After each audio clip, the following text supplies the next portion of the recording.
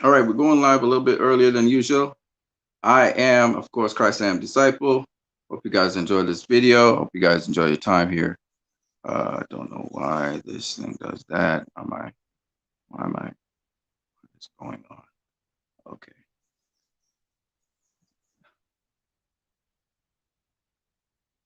So distorted too. What the fuck? It's bizarre, isn't it? Yeah, is it me? Is it me? Am I turning my face wrong? Okay, okay. So, it's in my hand. Anyway, what's happening, people? As you can see from the title, we're going to be comparing Army of the Dead to Dawn of the Dead. And there's a lot of stuff I want to talk to you guys about. Why my face looks like that? My face looks like it's one-sided or something. Anyway, whatever. Yeah, so we're going to talk to you guys about Army of the Dead. We're going to talk to you guys about Dawn of the Dead. Okay, there we go. All right. It's so bizarre. And we're also going to talk about a particular segment in Man of Steel where Clark Kent basically has a conversation with his father about saving people. So we're going to talk about that. So there's all of those things we're going to talk about today. Shout out to all my subscribers, all my viewers right now, whoever is viewing me right now, shout out to you. Feel free to join in the chat section. If you want to be a guest on here as well, you can just click the link that's in the chat section. You can hop on, we could have a conversation. Better get down to it. Okay, so Army of the Dead. Man, there's a lot of stuff in it. First of all, what we do know is Dawn of the Dead, that whole movie and all those events in that movie happened in the same universe as Army of the Dead, right? Those of you don't know,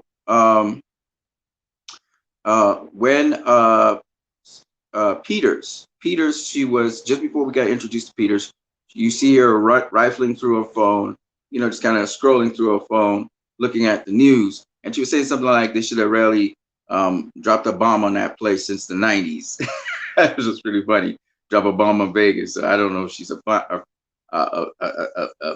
fan of Vegas, but whatever. But what's interesting is that in that story, um, she talks about that, and then as she's scrolling down the phone, you're going to see something about Milwaukee in 2004. That they were talking about a little bit more about the history of what happened with a zombie outbreak that happened in 2004. That's a callback to Dawn of the Dead. Now, for those of you who have not seen Dawn of the Dead, the story is pretty simple. It's a nurse. It was a nurse that was in a hospital. Actually, a patient in the hospital came in with, being infected with the zombie virus to get the zombie plague, but she didn't know that. Anyway, she goes home and she meets her husband, and she spends time with him and stuff like that. They go to sleep. They wake up the next morning, and basically, this is what happened. The whole place is infected with zombies in Milwaukee. Her daughter was the first person to be infected in her house. The daughter attacked really viciously, like dogs, viciously attacked and bit her husband, and her husband died. And as soon as they die, about a couple of minutes to maybe a couple of seconds after, they turn into zombies. And his husband was coming at her really hard, and she escaped. And it was mayhem out there, right? The husband, by the way, he ran really fast. He was like chasing down the car and stuff. So it was the first time, Dawn of the Dead was the first time we saw zombies like that. Anyway, long and short of the story is she ends up teaming up with a bunch of people. Some guys was like police officers and a bunch of other people. And they end up staying in a mall, and they plan to get out of that place, the zombie place, and go onto an island. And they basically they basically escape eventually. They build these buses in the mall, and they move out everybody, as much people as possible. But in the process, a number of people were infected, and they didn't realize they were turning into zombies. Got moved into the mall. Even the security guard officer was telling them not to do that. And what eventually happened is some more people got infected, but ultimately, in the end, they got out of the mall. They went into buses. Some of them died on the way to the port to get to boat. They got a boat, and they went across to the guy's island. But when they reached the island, uh, There were zombies there as well. So that's Dawn of the Dead. That's how that story ended up. And that was the Milwaukee outbreak. For some reason, that was contained somehow, some way in 2004. We never found out how, which again makes it very interesting for talking about Army of the Dead and how Army of the Dead links up to all these different things. But we never knew how it was contained, right? So somehow the government contained that, and because this outbreak spread all across America, but somehow it was contained. So Army of the Dead now doesn't address that. The prequel probably won't address that with Las Vegas. It seems there was an ongoing issue in that universe. How they contained the 2004 outbreak. And yet, no, that is an interesting point, because if they could have contained it somehow, some way, it means that they could probably contain the Las Vegas issue as well. So this is not a universe that's devoid of zombie outbreaks. There was a zombie outbreak that occurred in this universe. It's the same universe as Army of the Dead. So I just wanted to share that with you guys. There are a whole bunch of nuggets in Army of the Dead I would like to talk about. One of them, of course, is I think I discussed it on another place, but I don't know if I discussed it here. They talk about the time loop. Now, it's not really a time loop. It's more like an alternative reality, and people coming from different branches of time, let's say. But it's still an interesting thing to explore from Army of the Dead. Vanderhoff was the first guy to talk about it a little bit, and then Dieter sort of continued on that note a little bit in story, and that makes Army of the Dead very interesting. Another very interesting thing I didn't realize was Dawn of the Dead had a zombie baby. I just watched Dawn of the Dead, I think it was yesterday. Dawn of the Dead had a zombie baby that was born, right?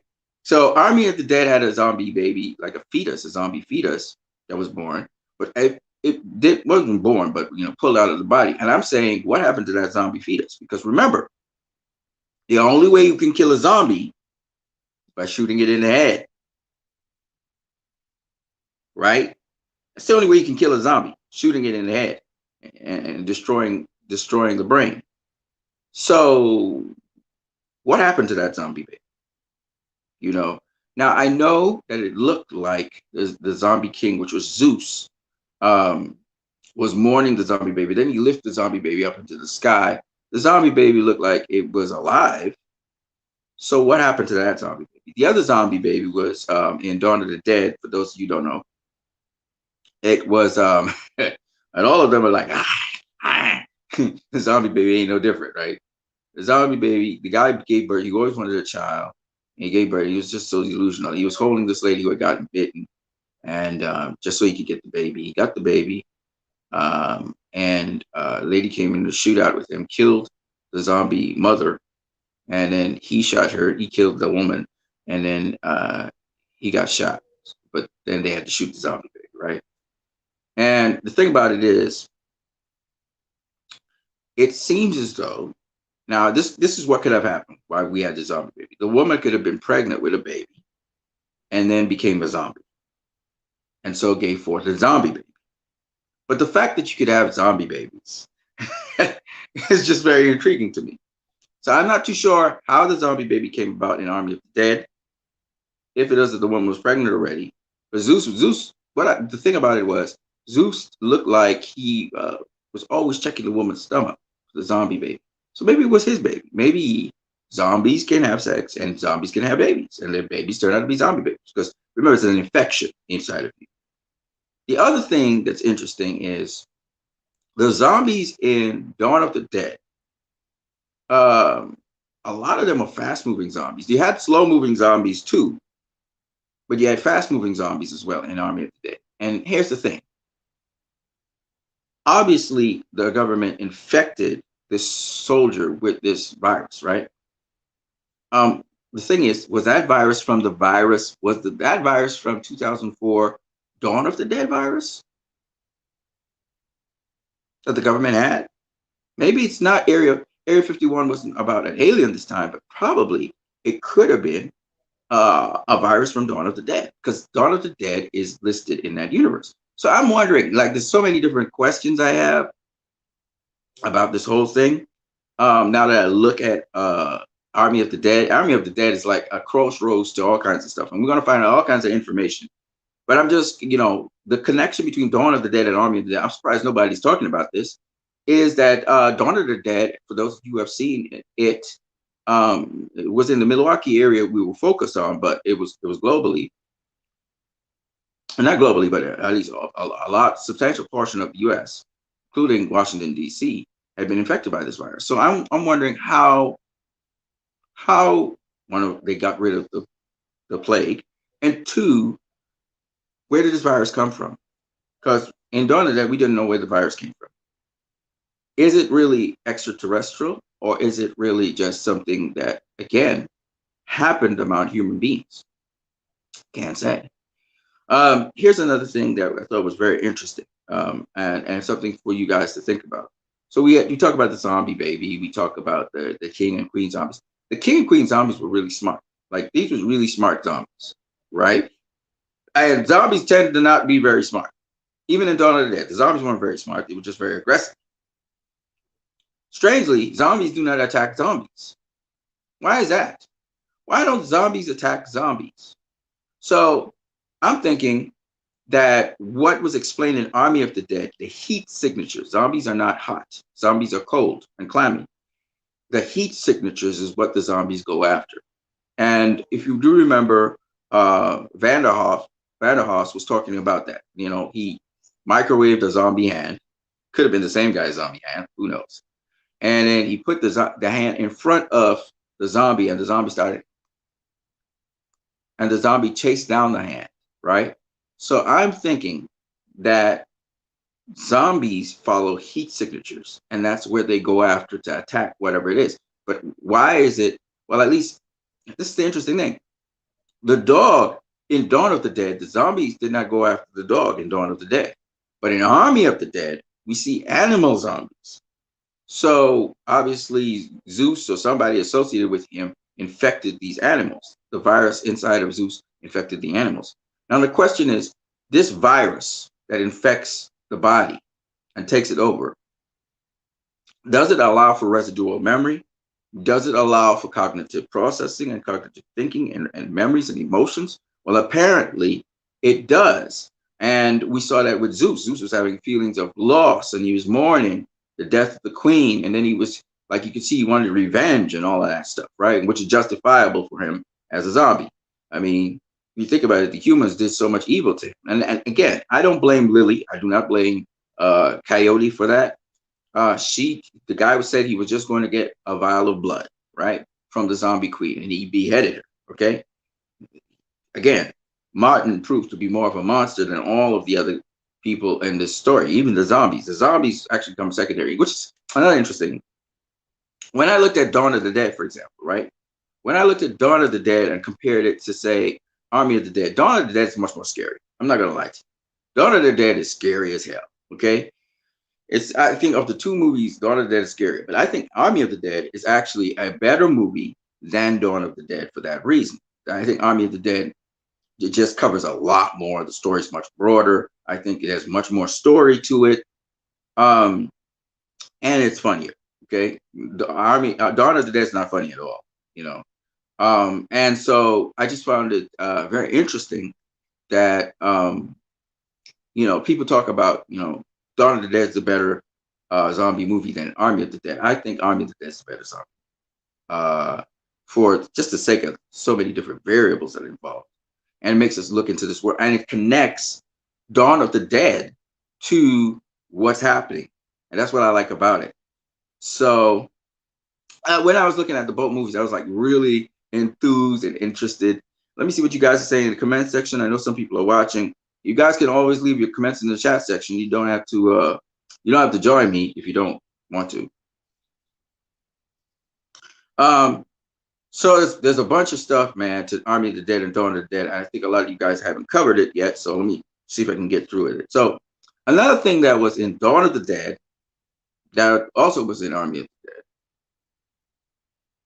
was the fact that we had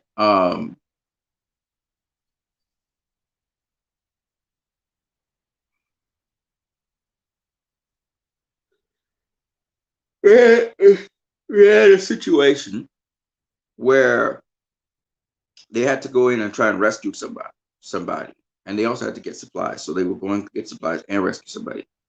It was supposed to be, first of all, the guy in the opposite building. It turned out to be a girl who chased down a dog. She was chasing down her dog. Did she end up dying?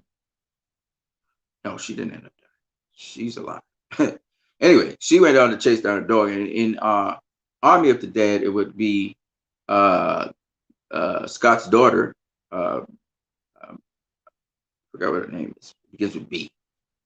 Scott's daughter, anyway, that would go on to try and chase down Gita to get Gita out of there. Ultimately, in the end, Gita died, but Scott's daughter lived. And ultimately, in the end, the girl and the dog lived, I believe. I think the girl and the dog lived, at least up to the end of the movie. But at the end of the movie, I think they all died because we only get to see video footage, which is pretty interesting. Anyways, so I just thought that those commonalities in story writing was really pretty interesting, how kind of cyclical in that respect. People were talking about it first with Army of the Dead, you know, that we had characters like Pick-a-Shades in the building. Introducing Pick-a-Shades, ladies and gentlemen. Coming to a screen live. Pick-a-Shades. What's up, my brother? Pick-a-Shades? Can't hear you. Not hearing you. There's no audio. And your picture's freezing. Can't hear you.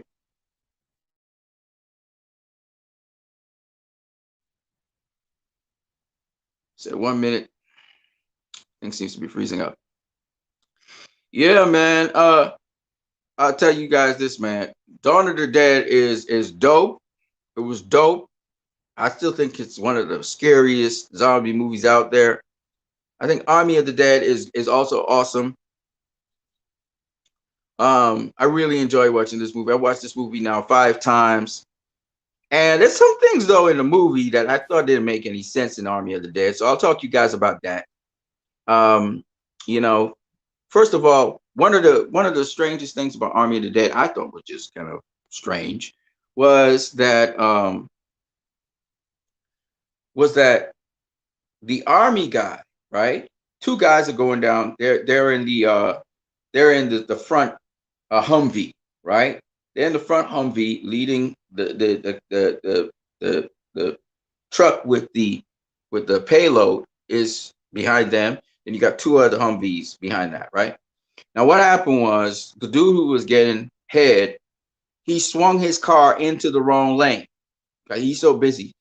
And because he swung his car into the wrong lane, the lead Humvee, they swerved out the way. And the main truck that was carrying the payload, they smashed headlong into the head truck. And it was a huge explosion.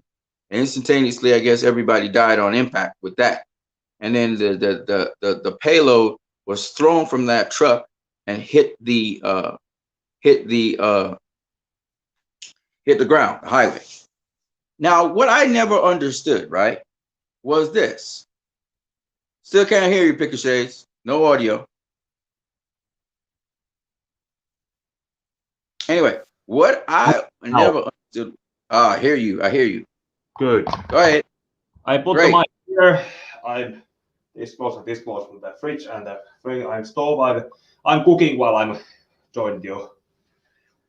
No problem. Great. That's great, man. Yeah, so I ate already, so I'm good.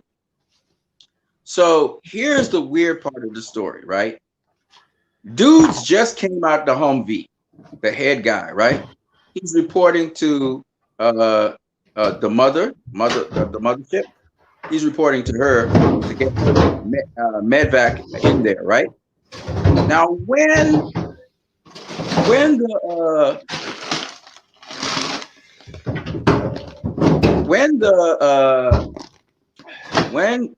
the zombie comes out of the payload, right, and is wrecking everybody, dude grabs the other guy who's on the driver's side of the Humvee. Now think about this. Now he grabs him from the driver's side of the Humvee, and they're trying to run away instead of going back into the Humvee from which they came from. right? And driving off. You got a better chance of escaping a Humvee than on foot. Like, this Fight is or common flight sense. system. It's a fight or flight. Yeah, I mean, but still, come on, you're military, right? I mean, you always do something that's most expedient, right? So that made no goddamn sense to me. And I was like, why are they running away instead of going back in the Humvee and driving out of there as fast as they can? And the other guy was injured too. So I thought about it and I was like, what? Anyway, but it served for the movie. And then the other thing that I found was weird, I noticed a lot of you guys missed it too, was he took down the first soldier, right? The first guy that he dislocated his jaw from. He just ripped his jaw out of his mouth. I never recall him biting that guy. Now, maybe the infection came from his skin and went into the guy's jawline that was ripped out. But I don't remember him biting that dude. I remember him taking the guy down. I don't know if he took him down by biting him. Do you recall that, Pick of Shades? So anyway, just something I noticed in there. Okay, something I noticed in there that I thought was just interesting. I'm just saying. I just noticed that, and I was like, what? Um, but then I saw some really interesting things as well. I saw that it seems as though these metallo-like zombies with the glowing blue eyes, it seems as though they were there from since the beginning, since Vegas times. And it was interesting because they were talking about shamblers a lot, but some of the Las Vengeance crew, of course, the original Las Vengeance crew was it was Maria, it was Van Hoff, and it was Scott. They were the original Las Vengeance crew, and Scott seemed to know about the alphas, but strangely enough, not Scott, sorry, Van Hoff knew about the alphas, but Scott didn't seem to know about the alphas, and neither did Maria. So maybe Van Hoff stayed on a little longer to know about that there were different kinds of zombies. Because remember, Zeus was an alpha, right? So it was kind of interesting. Coyote explaining to them that they're faster, they're quicker, and she's kind of explaining that these zombies are not just regular shamblers. But remember, in this story, there's a history of what happened in Milwaukee. So I found this very interesting that they didn't know about fast zombies, quick zombies, and then that begs the question: what kind of zombies were the zombies in Milwaukee? Were they alphas? What kind of, was it the same zombie infection? Was it a different zombie infection? So there's all these questions I have for Army of the Dead as I go through it, and I think about the fact that it's related to Dawn of the Dead, that it's in the same universe. One thing, did you notice? You know what I noticed today when I Googled some things about the movie? It was set in 2008.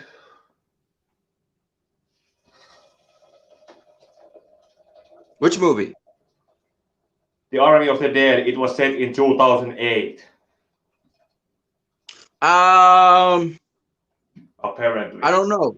I was trying to find out.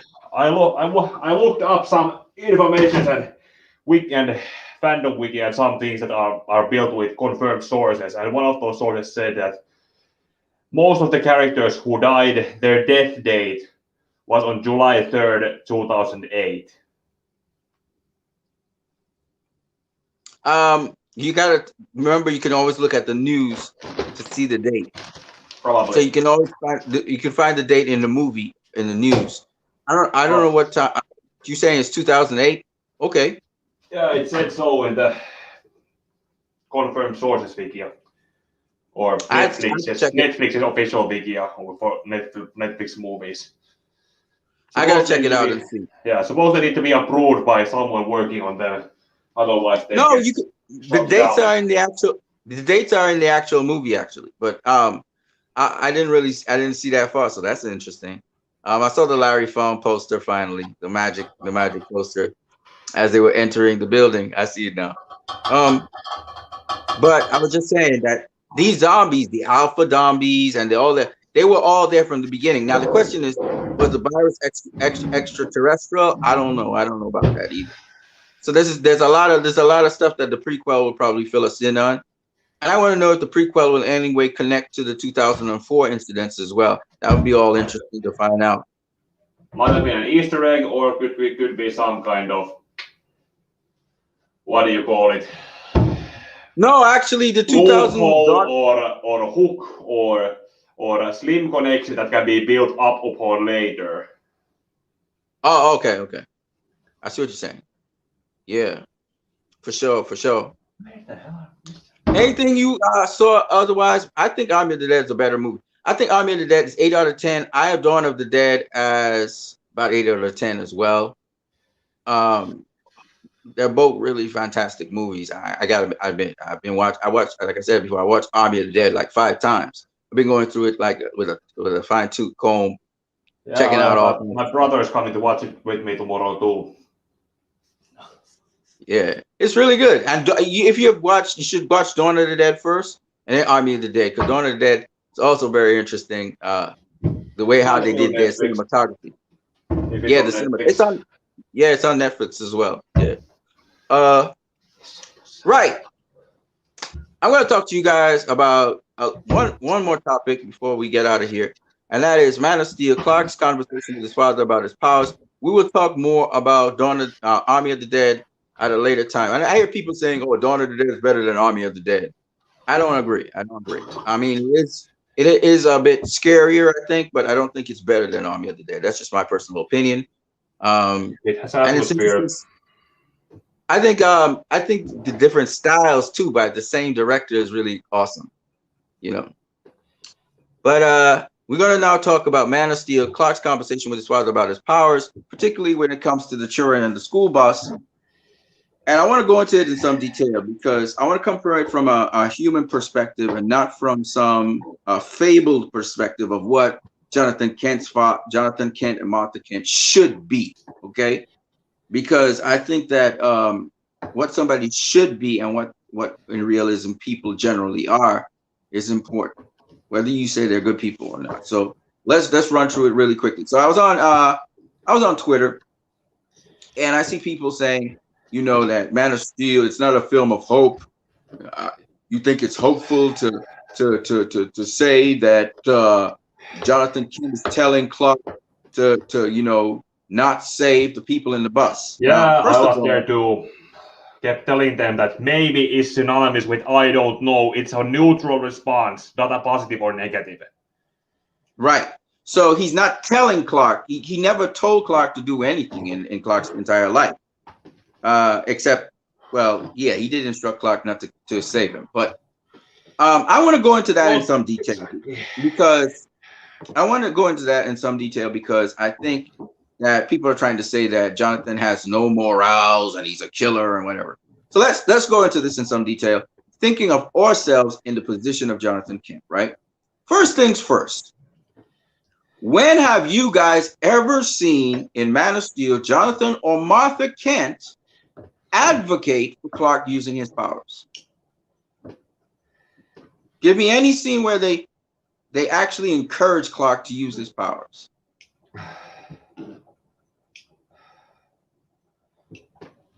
Do you know of any scene, Pick a Shades, where they encourage him to use his powers? No, there's just the thing that after he has already used them, and the problem is mostly, I think most people do take issue with Kevin Costner as Clark Kent because it's his first scene where he says the maybe line. But the point is, they never, not even in BVS, does Martha Kent ever encourage Clark to use his powers. She actually does. She actually has no comment on him using his powers. Yeah, it's just in fact, he is right. The one time she even says anything that even vaguely is remotely associated with him using his powers is where she says, "Be their hero, Clark. Be Yes. their emblem. Be their whatever they want you to be, or Yeah. be none of them. Yes, it's the freedom of You don't own." choice issue. The Right. freedom of choice. So basically, Martha Kent does not relate to Clark in terms of him being superpowered being. She and Jonathan Kent have always Don't burn down, related don't to burn down, Clark, don't burn down. has always related to Clark as a human being. That's how they related to him. In fact, they never advocated for him using his powers, and I'll tell you why. And if you put yourself in the situation, you would also agree. They don't know what he's capable of doing. They don't know if he could use his powers and he could do more harm than good by using his powers. They don't know. There's a lot of unknowns there. So what they did was develop him as a human being, as a person, so he could fit into society as best as possible. Yep. They kept him from playing with other school children so that he didn't accidentally use his powers and harm and hurt them. And then all of a sudden the government's coming in and wheeling him off or whatever. So they were very careful. That's what, yes, the foundation would have done, or the global occult coalition would have just done a chaos squad. Right. So they were very careful to ensure that Clark did not use his powers, in fact, because it's scary. You were with this child that's very strong, very powerful, can do a lot of things. They themselves had a certain inherent fear of Clark Kent. And this is something I can't even understand why people can't relate to this, because I think a lot of people take into account, oh, we know what Clark could do. We know what Superman can do. You know what Superman can do. What Superman doesn't. The people in the story didn't. Yes, but his parents, wait. Before we could go to Superman, his parents didn't know what he could do. These are the people that's supposed to raise him. He could easily wake up one morning with some heat vision problem and burn a hole through one of them. If he got into a tantrum or a fit, he could level a whole city. We've seen it in Brightburn. So these people, or he could just be like Psyche. You know, there's on Netflix there's this anime series called Psyche Kusuo no Sinan, which is basically about a high schooler who just developed all kinds of powers, like all the powers, and he just basically wanted to be normal. He goes to high school and hides all his powers and does everything the most hard way possible so that no one could see or learn that he has powers. Figure Shades? Yep. Figure Shades? What?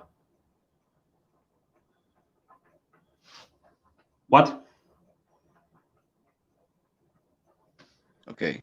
His signal went. You're back? Okay. Yes.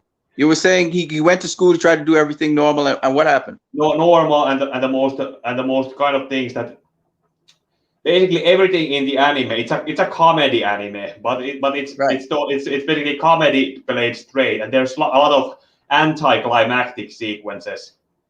Right. But essentially, the main character has all the powers and does everything he can not to use them because he would rather be normal. Right. Well, in this case, they're raising him to be as normal as possible until he could find himself. But the reason is they themselves are also apprehensive about what he's capable of doing and what damage and hurt, particularly the damage and hurt part of what he could do. So you remember when the teacher called for Clark's mom? Yes. Do you see how frantically she came? Yes. She was so unbelievably worried. She was extremely concerned. She was extremely afraid of what he was capable of doing. Yeah. It's kind of like, think of it this way. We're existing in the world right now. And then you're walking along and you see a guy suddenly lift a car, just like that. Yep. What does that make you feel great, and you want to run to the guy and say, "Hello, my name is Edson. What's your name? You're super strong." No, Yeah, no you one will would be. immediately. Your first reaction is fear. Your first No reaction is matter what fear. you just, yeah, no matter what you actually, it's basically just do something first on your own and let people come to you after that. Something like that. I think the Superman animated series did the same thing. Where the hell are my scissors? You okay? I couldn't find the scissors. Had to cut this open. Oh, is that milk? Nah, it's cream that goes with the. Actually, I shouldn't have Oh, opened it yet. nice. All right. So, as I was saying before, so I can understand very well why Jonathan Kent said, when he said, "Should I have just let them die?" And he said, Oh "Maybe." shit!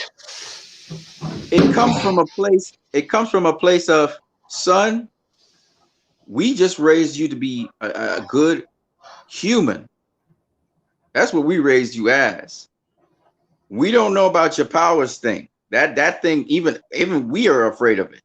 You know what I'm saying? So because they didn't have powers, how could they raise a son who has powers? That's not the area that they're familiar with, right?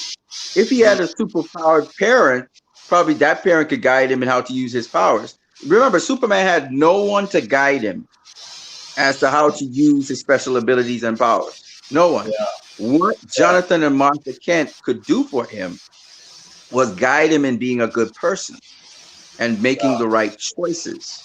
yeah. But they could not help him when it comes to his superpowered abilities. And they And never encouraged him to use those superpower abilities. yes, they basically told him to learn how to live without his powers. Correct. Because when you That's know what how they to did. live without them, you won't get lost when you realize that they're not the only option. Right. And the other thing is, which I really love, is instead of teaching him how to use his powers and never teaching him morality, never teaching him how to be a good person, um, that's where you get the Brightburn thing, or that's where you get, and this is what's missing in society today. A lot of times in society, we want to teach people, how to be good at math, or how to be a good athlete, or how to be a successful businessman, but we're not teaching them how to treat other people with dignity and respect, in spite of the fact that they don't treat you with respect and dignity. And so that is what we saw. We saw the value systems from Jonathan and Martha Kent, and they didn't teach Clark in the way of this is the right thing to do and preach to him. No, they demonstrated it, and also they would always make him choose, and they make him think about the consequences of his choices. I love that. Mm. I love that. And they lovingly, treated him and guided him and directed him. So I remember when Clark was talking to General Zod about how his mother and father taught him how to focus. I thought that was amazing because, Smoke alarm, all that steam. I'll be back. yeah.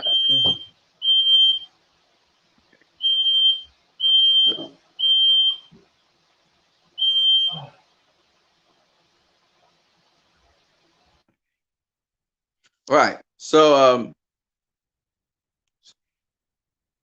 okay. Right. So basically, Clark was, Clark, okay. You're back? Yeah, turn off the smoke alarm. Open some Yep. windows. All right. That's Yeah, cool. That's because cool. look at all that steam. Ah, looks good too, whatever you're eating.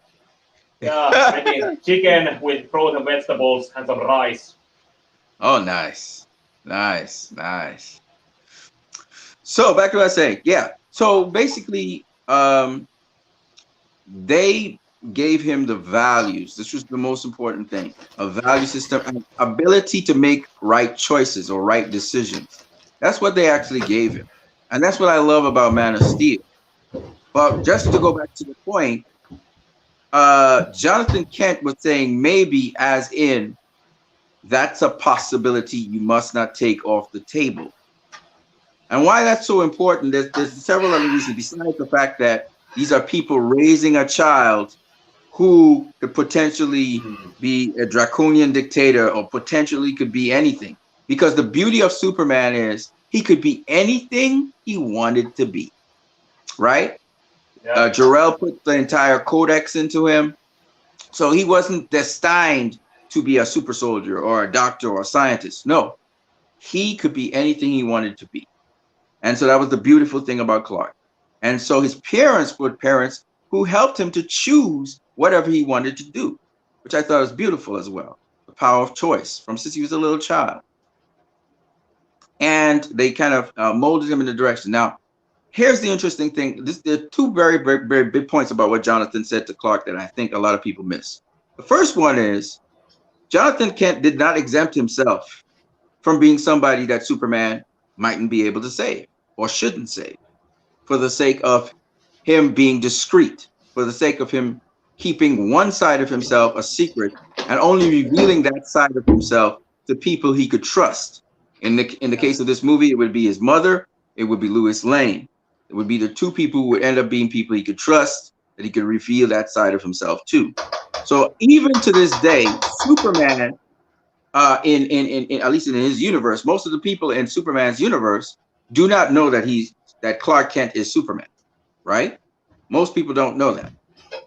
And he kept that side of himself a secret, which was the point that his father was actually making all along. You need to keep that side of yourself, that powerful side of yourself, a secret. But of course, Lois Lane knows that, Martha Kent knows that. The other very important thing is Jonathan Kent, like I said before, he did not exempt himself from being a person who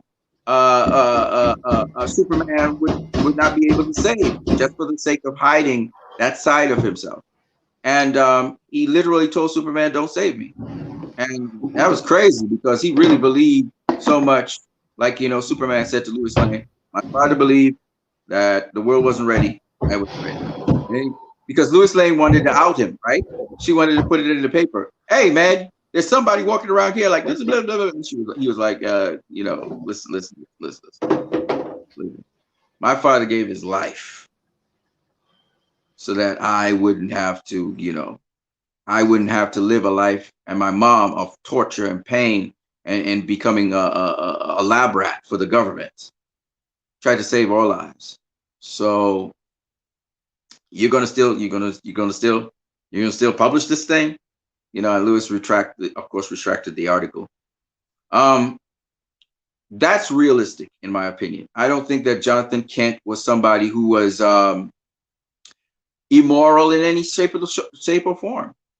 Here's one more point that I need to make about this subject and this topic, and that is a very important point. The point is, Superman can never save everyone at the same time.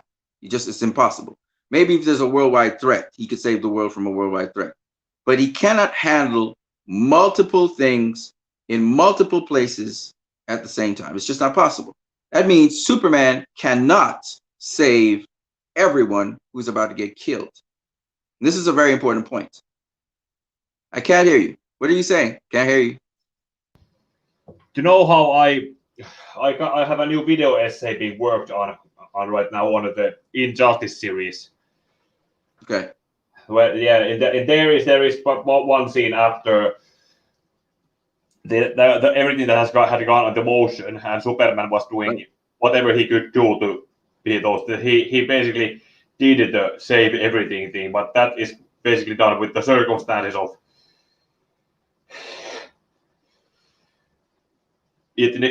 basically end of circumstances that what shouldn't happen in an ideal Superman story written for Superman, or in a story that is supposed to be the deconstruction of the character into the dictator he is in Injustice. Right. And that's just in the first year volume. Right. So they're going to do like a prequel of Injustice, pretty much.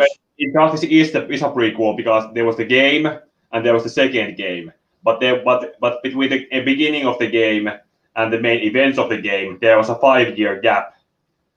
those years are in comic book volumes. Okay. My next So video is that's a, they go so that's a, all it's basically a prequel to the other video. Okay. or a The thing midquel. about it, the point I'm making though is Superman cannot save everyone. Yeah. But here's the weird thing. Superman can choose who he wants to save.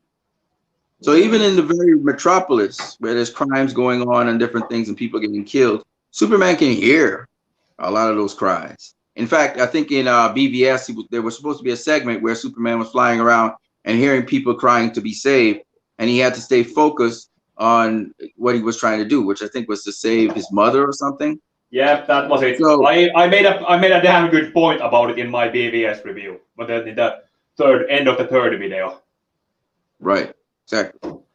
So, yeah, so basically, him flying around, there's many times where Superman's hearing cries for help and stuff, but he can't. He's focused on helping X or Y or Z, and he can't respond. So this little piece right here, where even he didn't save his father, even where his father was suggesting maybe that he didn't save the kids in the bus as an option because he wanted Clark to be like a normal person and fit in, not just use his powers willy-nilly and then not be discreet about it. Because let me say this, I would not be surprised if Jonathan Kent would have been open to the suggestion that he used his powers to push the bus out of the water, but he hid his face so they didn't identify him, and then he got into the water as quickly as possible. So maybe That's he the should have. exact point I made in my comparative review of the two Superman Exactly. movies. Like I even wrote a line of dialogue that Clark Kent could have said, but for a regular situation where he could have thought about it, it would have taken a lot of brain processing power, and that takes time. And during that time, Clark would have likely assumed that the conversation was over and his father had nothing to say to him. Right, and then the other thing is, remember, we're coming out of. Remember, he's speaking to Clark right as Peter Russ's mother just came over to them and was talking about stuff that Clark did, and they believe Clark did it. And Jonathan and Martha Kent are trying to basically say, no, that's come on, guys, that's not possible, because Pete Russ's mother is like scared. She's like, it's Providence, Martha.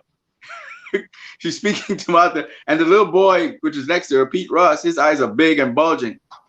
You can see they're scared, like it's something strange, because they identify him as Clark, but they're not too sure if it's Clark, right? Because not everybody saw it. Yeah, it's also likely. It's also likely as seen in that other flashback that where Pete helped Clark get back up, that he remembered that it was an event he remembered, and that earned Clark a lot of respect from him. Exactly. And it essentially changed Pete into somewhat better person. Right.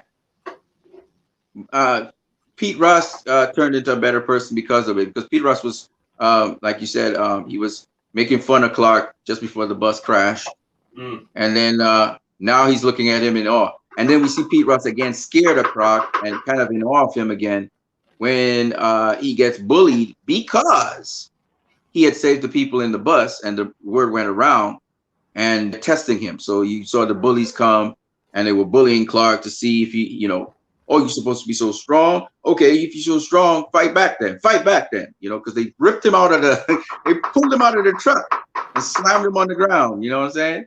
Really roughed him up. That was very serious invasion of personal space, and basically something that the parents should have intervened with, which Clark Kent eventually did do. Clark Kent kind of just let the situation play itself out. They were just watching to see what would happen. And Clark, again, after he was dragged out and he was bullied, the point behind it is this was a reaction out of fear. The community, people were speaking about it. Everybody knew Clark was kind of different. And people are assuming, nobody has conclusive evidence, but people are assuming that it was him that did that, right? So the bully now is coming to bully Clark to put that to the test. But here's the funny thing, which is the point I was trying to make, actually. Pete Ross sees that Clark basically squeezed the iron bar. Yeah. So as he helps Clark up, he sees that the iron bar, the evidence that Clark is very, very strong, he sees the iron bar squashed into pieces. And you could see the fear. You could see the fear in Pete Ross's face when he sees that.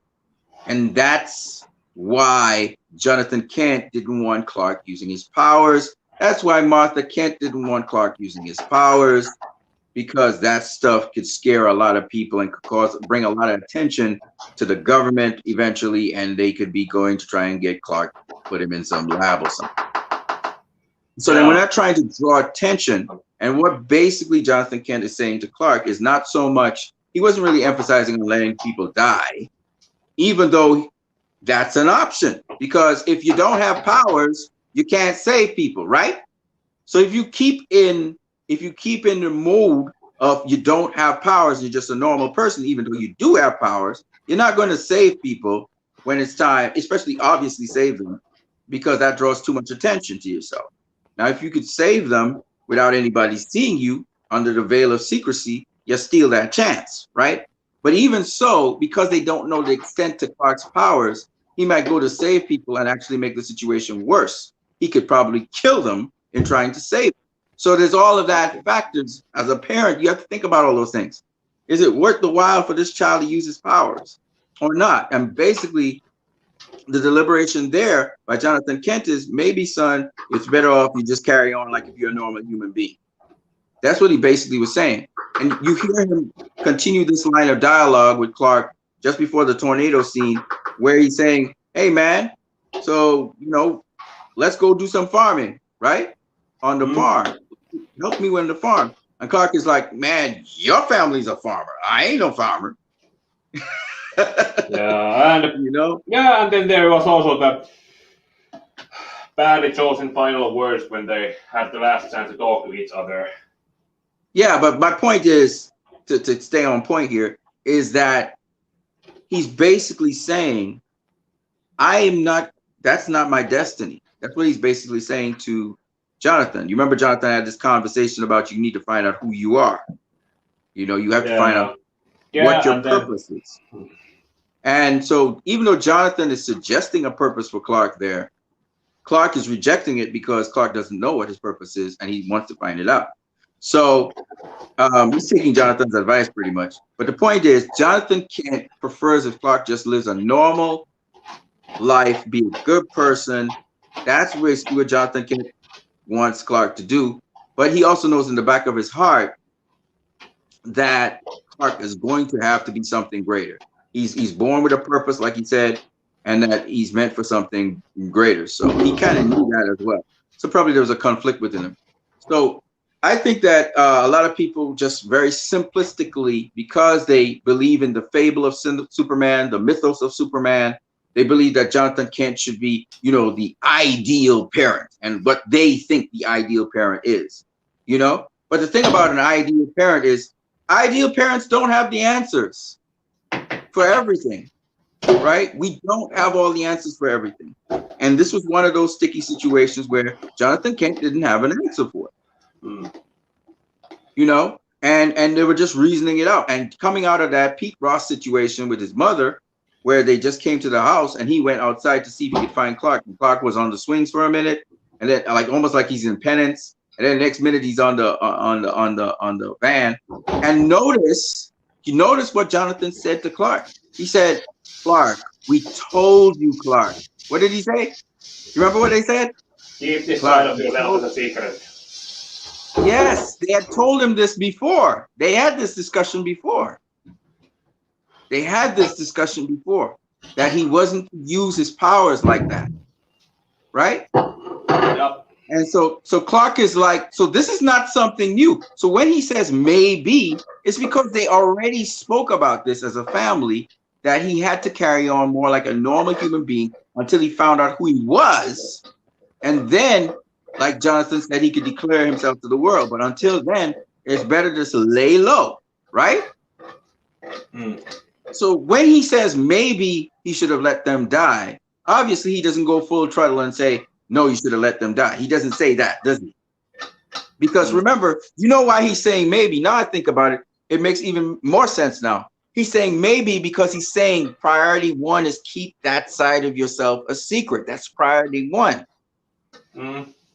No powers. Don't display any powers. So unlike, say, for instance, Superman 1978, where his family was encouraging him to use his powers when he was younger, in this version, Man of Steel version, they're not encouraging him to use his powers. Not Yeah. at this point in time. However, that is something, or at least don't openly use your powers. Isn't that right? It's not necessarily Yes. don't use your powers, but don't openly use your powers where you can get caught seen doing it. So they are basically that. And for the most part, he did do that, right? With the bus. For the most part in the bus, he did do that.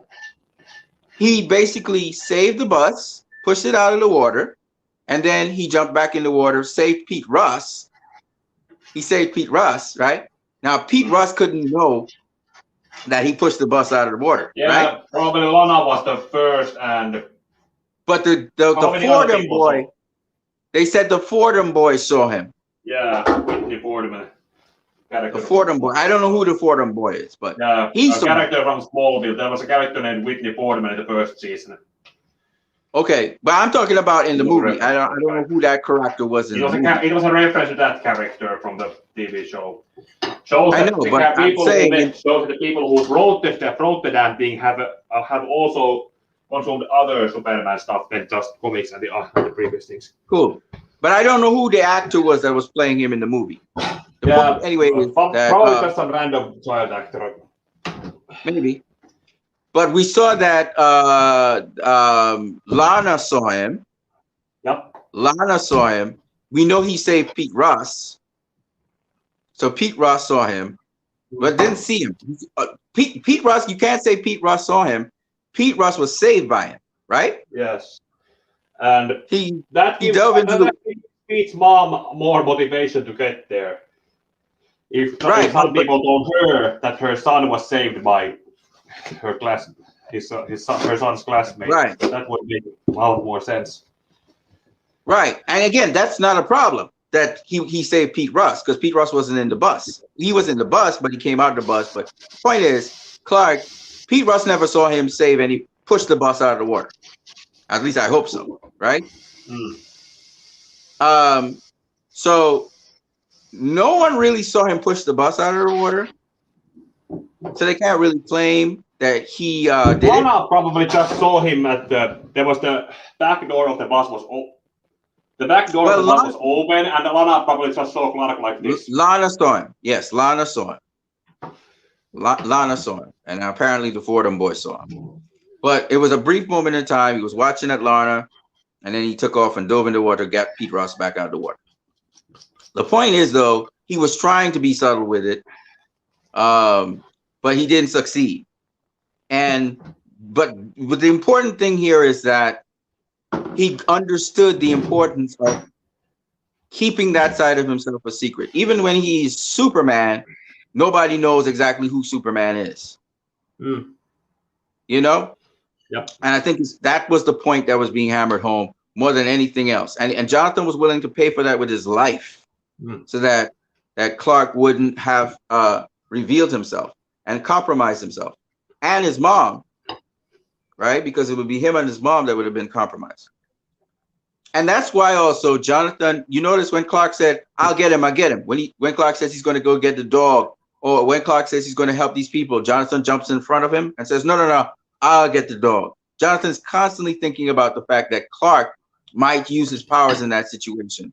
And he doesn't want to have that opportunity where Clark ends up accidentally using his powers or whatever, and then it makes news. So he's trying to protect Clark at every step of the way.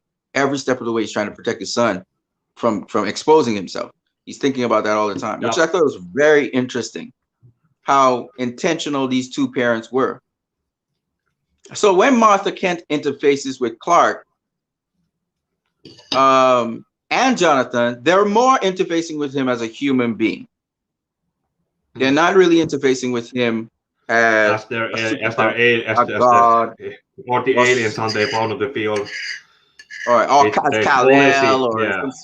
he's not interfaced like that. He learns Mm. about his Kryptonian side, his Kryptonian heritage when he gets to the ship, which Yep. he starts doing his quest to find out who he is and so on, and he's on this journey, which gets him to many different places, interacting with many different people. And we see him use his exceptional powers in the beginning of the movie, and it blows everybody away. But he's climbing up that oil tanker. I'm like, good God Almighty! He's on flames. He walks through, but he's smart enough to know that he needs to move from one place to the next once that happens. Leroy Khan, what's up? Hello, sorry I'm late. Great live. Army of the Dead, Man of Steel, 2 great movies. Yeah, we were talking about Army of the Dead was linked to Dawn of the Dead, actually.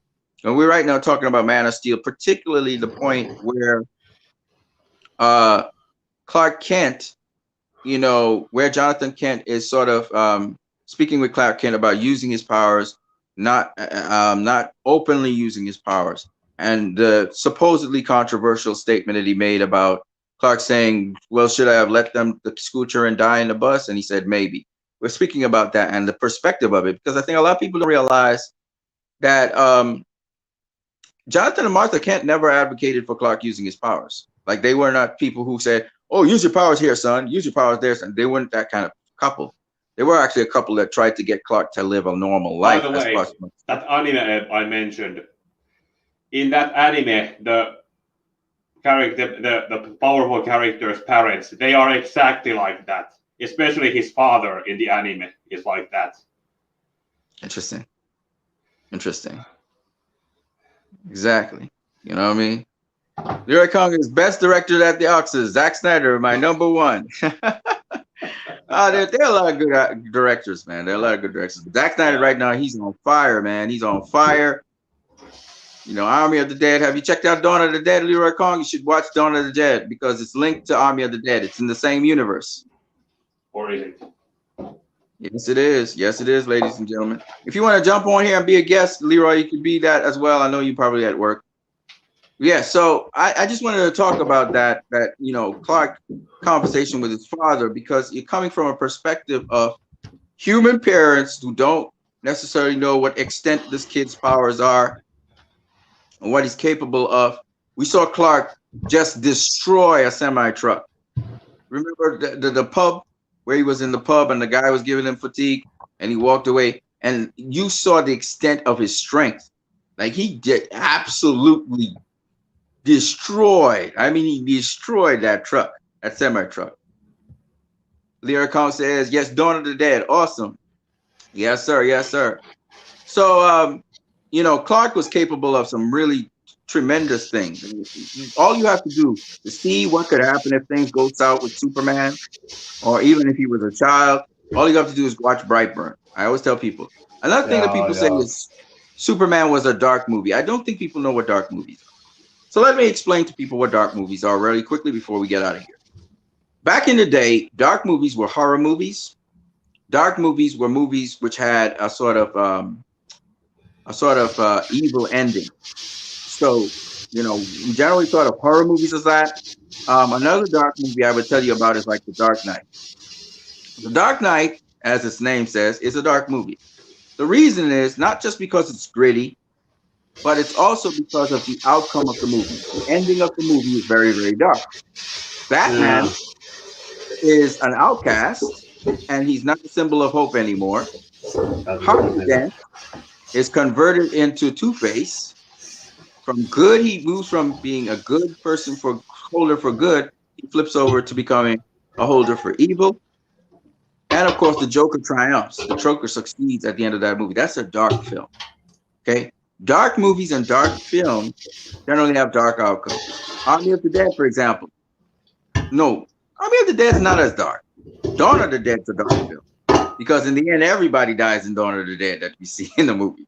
Because zombies win, all right? Yeah. And the zombies are just vicious, okay? So that's a dark film. And there's a lot of, There's also movies that have bittersweet endings. Dark films show us the darker sides of ourselves. Yeah, but there's also bittersweet endings. things So you won't find. that give an impression that it's a happy ending, like you say, like someone saved someone or defeated a bad guy, and there's the implication that after the ending is over, and what comes after it is not going to be the happy thing that it has been shown to be at the end. For example, I have been playing Near Replicant now, and that game has 5 endings, and Right. basically the ending to all those things is that, okay, this is gonna be a basically that game is set 1,300 years into the future, where the humanity is in the brink of extinction, and there are kind of some kind of shadowy beings like zombie kind of beings Right. that people outright kill because self-defense. At the end Right. of the movie, it's revealed that none of the people we have been following are human at all. They are Okay. basically clones or copies of the original Wow. humans who had basically almost died 1,300 years ago. And All right. those shadowy zombie beings, they are the shells and souls of those original human beings. And Okay. everything that they have been doing during the entire story, when they have been fighting those monsters, they have been killing the original humans. And Wow. That's and dark. when in the end when they kill the Shadow Lord, who I compared the Zeus from Army of the Dead to Shadow Lord in my Army of the Dead review. Right. When that guy has been defeated, all of those shades, they end up losing whatever sentience and humanity they used to have, and eventually would relapse. And the copies of the humans that we have known throughout the story, they cannot reproduce. Basically, the end there is a sweet reunion at the end of Near Replicant, but the implication after that is that humanity is going to end, and they have gone extinct. That's dark. Yeah, it is dark. It is dark. And that's the point. Dark movies. Okay, so you can have a movie with dark elements or Yes, dark tones in it, happy kind but of endings, but there's a implications that difference. it's not gonna There's be happy for long. Yeah, but there's a difference between a movie that has a dark tone in it and a movie that is dark. Man of Steel is not a dark movie, not by no means. You can say it's a darker take on Superman, but it is not a dark movie. That movie resolves. Remember, there's something called there's something called conflict and then resolution. Man of Steel Yeah, resolves a lot of things in that movie. Yes, it's still an ongoing saga in sense of what happens after the Metropolis incident, but it's not dark and dowry. And they say it's dark and brooding. There's nothing brooding about Man of Steel if you think about it, right?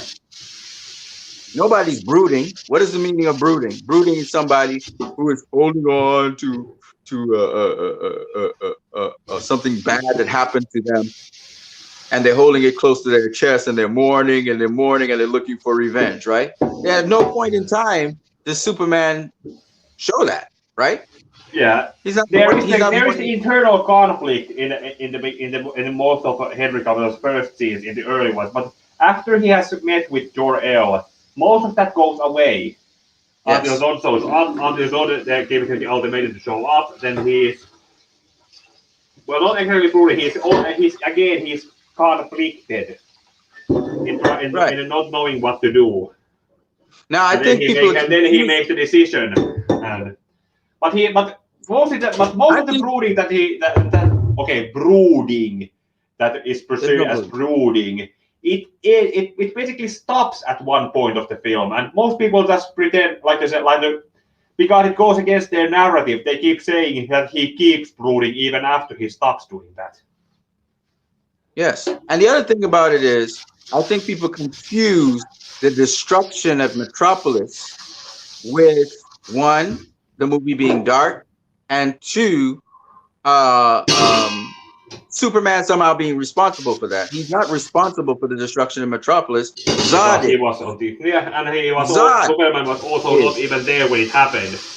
Zod Right. and Black Zero were what caused that. Well, but Zod, because if it wasn't for the world engine and the terraforming of the world, we wouldn't have this Yeah, tremendous blame it amount of on Sword of destruction. Ra. They did everything. Yes, it's the world engine and the Kryptonian ship that caused the damage in Metropolis. So, quite frankly, Superman stopped that. Okay, and the collateral damage that Superman had with Zod was mostly caused by Zod, not Superman. And why? Because Zod was desperate and he was vindictive and he became a genocidal maniac. All he was looking to do was kill humans. Okay, so he had to be stopped. So I don't understand why people say these things, but this is something I thought. Man of Steel is not Man of Steel is not a dark movie. People obviously don't know what dark movies are. You talk about a Chucky movie, and Chucky's still a light dark movie. You talk about RoboCop. RoboCop's kind of dark as well, but again, it's not really a dark movie. RoboCop is very violent. Again, people think violent movies are dark movies. Violent movies are not dark movies. Now they say, well, for a superhero movie, it's dark. No, obviously y'all haven't watched Blade.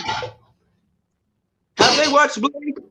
They haven't watched Blade. Blade has a lot of blood and all of that, and it's Blade is not a dark movie either. Well, it's pretty dark. It's dark actually. Logan's pretty dark as well. All right, but ultimately, in the end, for a superhero movie, Man of Steel is quite inspiring. I love the part where Superman is just about to destroy the world engine, and all shit is going down in Metropolis, and you see Jenny's there screaming away, and Perry White's like holding her hand. That she won't die alone. Yeah, that's not only that, but I think you could see Perry White's like, stay hopeful, hold on, stay hopeful. And I think that's the cool thing where Superman destroys the world engine just in time before Perry White and Jenny and the other guy, they get squashed by the gravitational field of the world engines, you know? So I think it's just, it's one of those, that's what I love about the hopefulness. Now the damage, yes, it was extensive damage, and that is a dark thing to see so many people dying and stuff, but that doesn't make the movie dark. So what are you saying? All those moments in Smallville, all those moments in with Superman helping Lewis and finding out about his family, and you know, and about knowing about his destiny, what he was supposed to do, seeing him fly, seeing him help all these different people along the way and save them from disasters. Is that being dark? The majority of the movie is not, and there are dark elements. There are dark things that happen, like Metropolis gets levied, but there are people who survive. What was the alternative? The destruction of the world. I mean, so I just feel like they don't understand what a dark movie is. A dark movie, like I said before, has very, very destructive, damaging consequences. It's twisted. The morality of it is in an evil place. That's a dark movie. So, like you said, Replicant, you know, Resident Evil. Sometimes certain parts of it depends on how it ends. You know, Dawn of the Dead, right? Army of the Dead, not so much, because Army of the Dead actually ends on a light note, but it still ends on a dark note because Vanderhorst might become an Omega zombie, right? I can't hear you. Your audio's gone again. Audio's gone. Yeah. So I don't know why people. I'm surprised people don't know what dark movies are. Like, be super immune. Say it again. I said he could be super immune. Who's that? Vanderhoff? Yes, Vanderhorst could be super immune. No, it was spreading to his arm. You saw it spread. You saw it spreading on his arm, though. It would be nice if he. It would be nice if he could or maybe it's not immune, just a carrier. Well, they say he's going to become an Omega zombie. I don't know what that's going to be. That sounds like a really cool thing Zack Snyder said. So I would like to see what kind of. And I want to know if Dieter would be a zombie. And I don't know. I would like to see if Coyote aka Lily, if she'll be a zombie, like she'll be this new zombie queen or something. That'd be really cool. If she got out Because of, if she got into some kind of relative safety before the bomb went down, Dieter's yeah, well, survive. well, Dieter's survival remember, could be. Dieter's survival could be a possibility since he was also on the ground and in a well, kind that's of the thing. similar safety as Zeus would have taken Dieter, and Zeus would have taken Lily. I don't know if he bit Lily. I don't know if he bit Dieter. So they may survive as people, or they may be zombies at the end when we next see them. And if Zeus takes people sometimes underground, so if he took them underground, they might have survived. So I would love to know. I would like to know if other zombies survived, if the other zombies were underground, and I want to know if Zeus's fetus, if that fetus survived as well. So there's a lot of stuff I want to know. There's a lot of stuff the Army of the Dead. Army of the Dead is just but it's clear that Vander Haas has been infected, and within 24 hours we would know exactly what happened to him. Hopefully, we'll find out what an Omega zombie is. It seems as though Vander Haas is going to be an Omega zombie. What does that mean? He was bitten by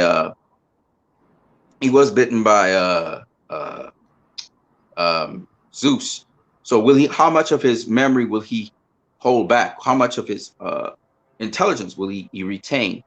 How much? So it's all those kinds of things I would like to know with respect to them. But he clearly was becoming cold. So that means he was changing into a zombie. So hey, the sequel will be great.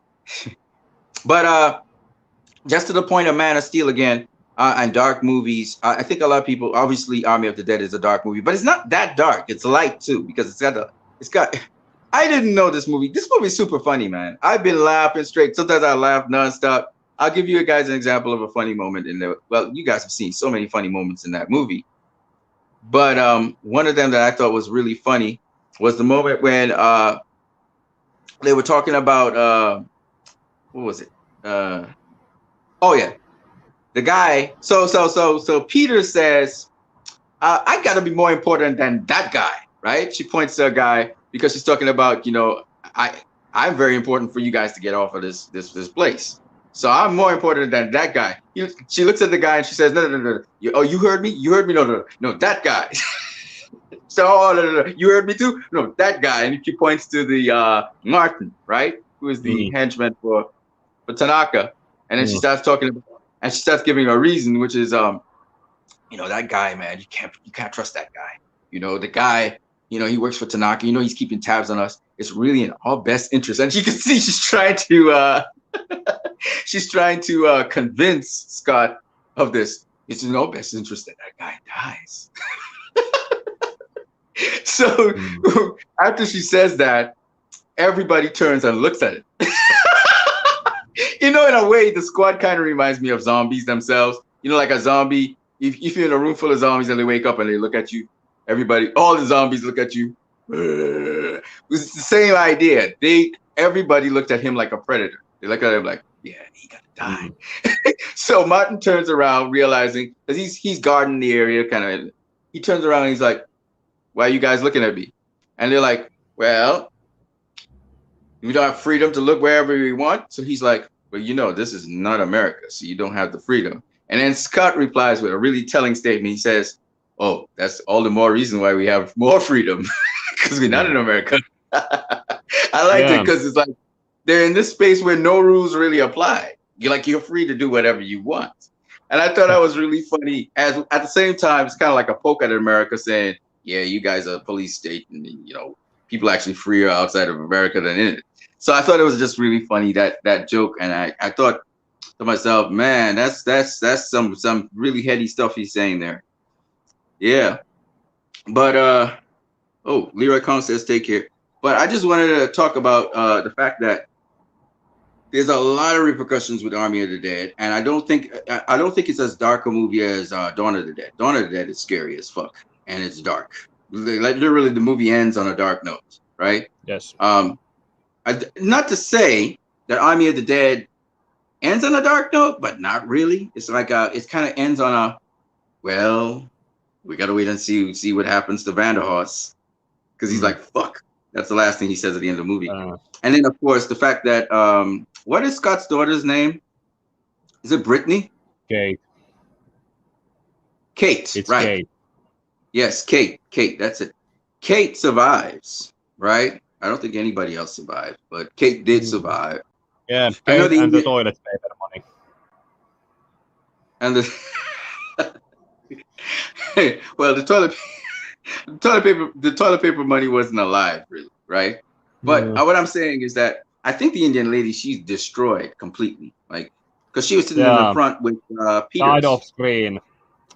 The entire reason why Kate went in there with everyone else, and the entire reason just That's another thing. You know, a lot of people are saying, you know, Kate killed this person or she killed that person or she was the reason that the crew died. And that's not true at all. Kate had very little to do with the story. They were proceeding on as people were getting killed, not because Kate was there with them. She was never a burden or a drag on them. It was because of Martin, usually. Martin set up Chambers and he got Chambers. He locked Chambers out. Then now Kate had escaped. Kate had escaped through the same hatch, right? Because remember, she left the hatch half open with the zombie hand so she could get out. But and you knew the hatch was closed because Kate went through the hatch. She escaped through the hatch after they had gotten the money and everything. And Martin went through the hatch. He swiped with the card, went through the. But it's Martin that kept them locked in, so that Coyote had to find a new way for them to escape. So they cut through the wall and they went to the casino area, right? mm, So again, Kate didn't really do anything. And then even when they got to the helicopter, I think it was Coyote and Scott. They got to the helicopter. They were the last two surviving people. yeah. And again, Scott got on the plane. They were, they were okay. So they were flying out, and Scott was telling Peters to go find Kate. And Peters was like, you know what? I'm gonna go find Kate. And so Peters goes with him, but you see Peters was about to two-time them all, because when Scott said, wait for me here, because everybody's two-timing everybody in this movie, if you ever watch. You know Nobody what could keeps have been everybody. more some kind of other kind of line that she could have said when she landed and picked them up. If she had tried to cover it up by saying, "Hey, I needed to keep the helicopter on. If I had stood stationary, it would have turned off." She could have lied and said something like that. It probably does. Right, Helicopters right. probably don't work like that, but she could have tried to pass that on as a lie, or a truth, She could or have. a lie that she was trying to sell as a truth. But I mean, what did she have? What did she have to lose telling the truth though? So she told the truth, and because they didn't have no money. Remember, they didn't get the money, and Scott lied to her. He said there was no money, but he lied. There was money, right? Mm. But they're just trying to get out of there. So they when they came back and she doubled back, she actually told the truth because they're all lying to each other. Like when like. And it's funny because when he was telling her the truth about, hey, we only got 90 minutes, the government moved the thing up. She's all pissed and everything, but she's not even close to finishing the helicopter, right? So she's like, don't worry, I'm taking a tan here. I'm in the pool, chilling. She's like, I'm giving the buff under the shine. She's lying to him, right? Clearly. So when he finally gets up to the helicopter with Coyote, she's still trying to start the helicopter. Mm. You remember that? And he's like, what the hell, Peters? Because everybody's two-timing everybody. If you notice, in this movie, these guys are perfect liars. Like Scott comes up straight up and says, oh, okay. He tells Maria, he says, oh, she's not coming along with us. That's not happening, right? But he ends up lying because his daughter, Kate, ends up coming with them. And Maria's like, man, Scott, man, you just want you just want Kate to come with you so you can bond with Kate. Scott's like, no. We're just trying to get the band and stuff. So when Kate says that she's coming, you see Scott's face. You see a little smile crack in his face because he's like, And he's I need to pay more attention to it tomorrow when I rewatch it with my brother.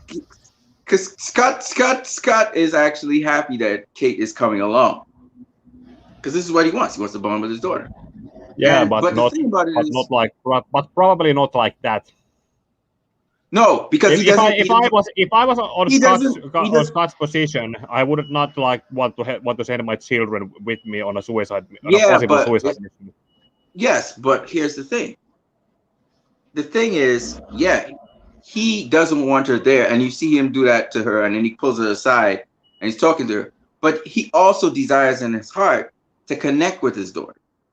So there's that side of him that you see, and you see him try to connect with his daughter when they were charging up the generator. They were giving it some gas and then going to charge it up. You could see he was trying to do that. So I'm just saying that, he didn't keep his word to Maria. I mean, Kate kind of put him in that position because she was like, whether you want me to go with you or not, I'm going to end up inside of that building. You can't stop me. So it'll either be with you or without you, but I'm going in. Like she's very headstrong. You can tell. She's annoying too. I gotta admit, Kate is an annoying character, but I get why she's annoying. It's kind of like Lois Lane. Lois Lane's an annoying character for me, but I get where she's coming from. I can see all the pain and the hurt and the trauma she's gone through her life. You look at her mouth. Her mouth almost, she never smiles. Kate's like this. She's like a Muppet with a face that goes down like that. Her mouth's like this, and her eyes are big. I think it's the only part. Now that I think about it, I could be wrong since I need to rewatch it again tomorrow.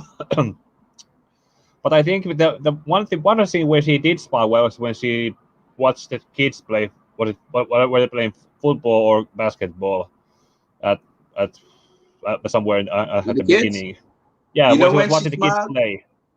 She smiled when he fulfilled what he said he was going to do when they got the vault open, and he turned around to her smiling, and she smiled. She did like this. He nodded back to her. That was the first time I had seen her smile in the entire movie. Like Kate just wasn't smiling, and she's very confrontational. Like if you go up against Kate, Kate's gonna push back. You could tell Kate's gonna push back on you. Like with the security officer guy, I forgot what his name is, who eventually got fed to the Bert Cummings. Yeah, Bert. Bert comes up to her and he says, something about taking temperature, and she just turns her back on him. She's like, "Screw you." And he's like, "Oh, we can do it anally, we can do it rectally." And she turns around. Yeah, that was one of those unlikable characters that were basically created to be killed off. But there's a couple things about Bert that I still have a question mark about. Because Coyote ain't easy. But first of all, Bert, you saw Bert try to encourage the Mexican people to get out of there. Did you see that? Yep. Before Coyote picked him, he was talking to some Mexican guys, and he was like, "No, you guys need to get out of here. You need to get out of here now." He was encouraging them to leave, which is very nice. That means he stood up for his Mexican. Yeah, that's. And then the other thing is actually something proper in something that there can be other evil characters, but they should be written as human beings, so that they are not evil, written as bad people for the sake of them being bad people. And the other thing is, I don't know if Coyote's telling the truth or not about Bert, because Bert is saying she's lying when she's saying how he raped women or some kind of thing like that. He's saying she's lying. It could be that Coyote's just making that story up, so they can feel comfortable throwing Bert to the zombies. Because Bert was scared stiff.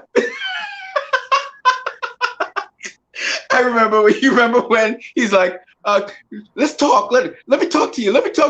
And then you see Zeus go, "Ah!" And Bert goes, "Ah!" To me, it's hilarious. And then Zeus bites his arm. And he goes, "Ah!" And then the other funny part, to me, it's very funny, is when all the zombies jump down on Bert, right? And they lift him up. And you see him, he's looking up in the air like this. "Ah!" And then they just kind of pull him away across the screen. It's so funny for him to turn. It was so funny how they lift him up and carried him across the screen. Park outdoors. Park Outdoors says, I saw Army of the Dead last night in theaters and it was absolutely insane. Yeah, I thought this was a funnier version of a zombie movie than Dawn of the Dead for sure. And quite a lot of zombie movies because it had a lot of heart. The zombies, I'm telling you, man, I love the zombies. Like, I cannot be mad at Zeus for going after those guys because think about it. They beheaded his queen, right? And remember, they did a deal. It was a truce deal. They gave Cummings, right? Cummings became a zombie. It's not like they killed and totally annihilated Cummings, right? They converted Cummings got converted into alpha zombie, right? He got an upgrade. Cummings always wanted to be big, powerful, strong, right? So he got it. So they upgraded him. But in exchange for that, you're going to behead the queen, and then she's dead now completely. She can't come back. And then she was pregnant with his baby, and we don't know if that baby's alive or dead. That was mean. So yeah, he's supposed to be mad. Go Say that check again? the Netflix wiki on Army of the Dead. They have some articles on the characters, including the Zeus and the other and the zombies, and there was something I don't remember if it was confirmation or implication that the fetus was basically died as soon as it was pulled out. Was it that? But how does a fetus die that's undead? Unless you squash its brain, it shouldn't die. Essentially, because it was probably still in that stage that it needed to be inside its mother's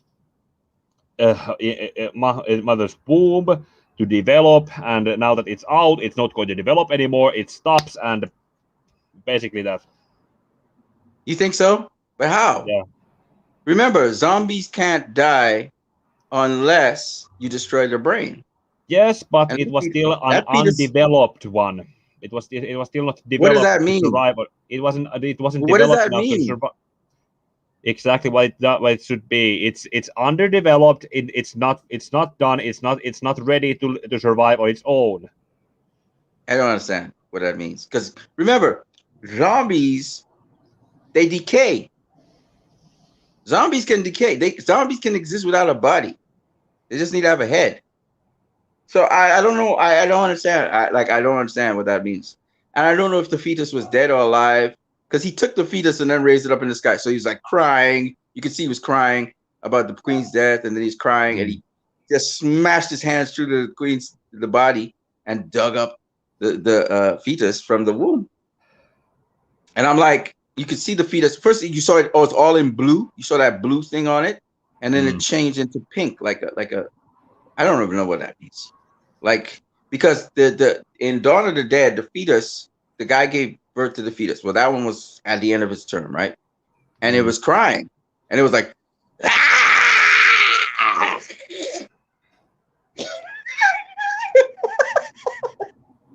That baby was ravenous. Right? So I don't know what to say. But probably the fetus was dead. I don't know. Because I don't know how the virus works. Because it's a virus that does that, right? So I'm not sure. But if you get rabies, I guess it's kind of like rabies. Would you say that was like kind of like rabies, like somebody getting rabies, which is a viral infection, or so maybe something like that. I don't know how it works, but they get super speed, super strength. So I was wondering, as I was saying that, because we were talking about, I'm trying to remember what my trend of thought was with Army of the Dead. Kind of went off course. Oh yeah. So Bert being scared, but I didn't think that Bert was necessarily a bad person. It looked like he was a guy that really he front, like he wants to be, the man, and I think that Coyote actually sacrificed him. She trumped it up as if he was this bad guy, but really and truly, Bert didn't even have the balls to be that. But yeah. What Coyote was saying, it seems as though Bert, she's alleging that Bert took advantage of people in immigration. Because look how he treated, not immigration, sorry, the quarantine. So look how he treated the Indian lady, how he was cussing up and stuff. So maybe that's what's up. I don't know. But it was very interesting.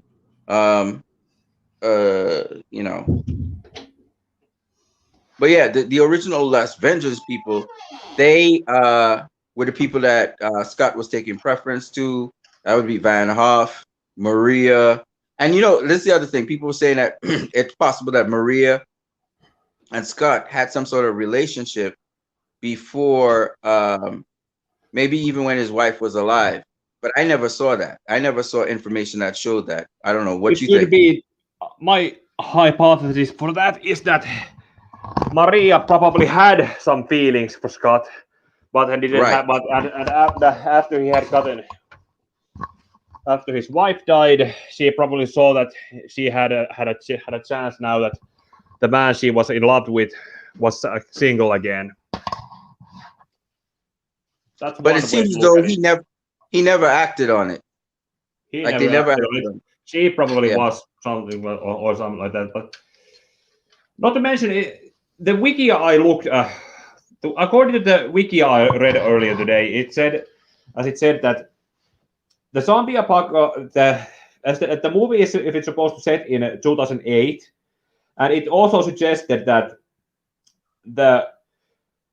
that Zeus escaped and we lost we lost Las Vegas in 2004, and that there was a 2-year gap before they went before the government decided to bomb it up.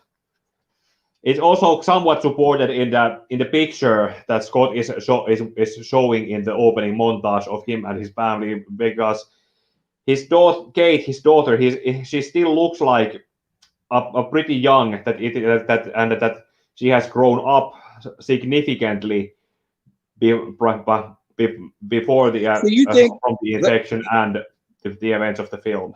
right? So you think? Let me ask you this question: do you think that actually, uh, Army of the Dead, Las Vegas is going to connect Dawn of the Dead to Army of the Dead, in the sense that Dawn of the Dead was in Milwaukee, but remember this plague was all over America. So that maybe they're going to come from the Las Vegas perspective, and that maybe what we saw was what, I don't know what I'm really saying here, but I'm going to go with it. Could the spread have started? No, the spread did not start in Las Vegas. I don't know what to say, but I think there's going to be a connection between Dawn of the Dead and Army of the Dead somehow, some way, because you're saying that this plague happened at least 4 years before, which is Yep. basically connected to Dawn of the Dead. Yeah, Dawn of the Dead was in there could be a 2004. connection, or maybe Zack Snyder decided to leave the window open that he could possibly Connected. probably make some kind of connection into it in the future, in a future project that he's making. Because what I'm thinking is, I don't know the answer to how the US government was able to control the infection from 2004. Because Dawn of the Dead doesn't provide that answer. It ends with everybody in that was in that movie dying. So, and we all know Washington D.C. was under attack. Zack Snyder was one of the mercenaries or commandos or whatever that was fighting the zombies. So something happened to get to the point where they were able to, because you remember in the news they were talking about this big war with the zombies, right? This big zombie war. And now it's narrowed down to Las Vegas. It's narrowed down to Las Vegas. So I don't know. It's very interesting. I mean, it really does ask a lot of questions to Army of the Dead. I just, I really like the movie. It was dope and everything. And even though I gave it 8 out of 10, probably in time I might give it 9 out of 10 or 10 out of 10, because this movie really opens up a lot of doors and windows and connects things from the past and the present. Like Zach's really got something here. Well, that's basically it I got, but I know you're gonna. Did you eat yet? You didn't eat yet. You just gotta sit down I chilling. ate, I cooked, I ate, and I packed some, and I packed in the 4 Tupperware packs for my lunches for the next week, coming week. Wow, that's some really cool stuff right there. So, if anybody else in the comments, nobody's in the comments right now. I'm gonna wrap this up, but before I wrap it up, Pick a Shades, tell them where they can find you.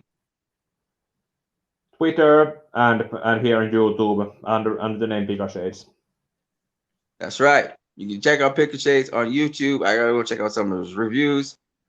For those people, I mean, if you want to, we could do a score of Army of the Dead. Have you watched Dawn of the Dead recently or not? Nah, not recently, but I have seen it a couple of times.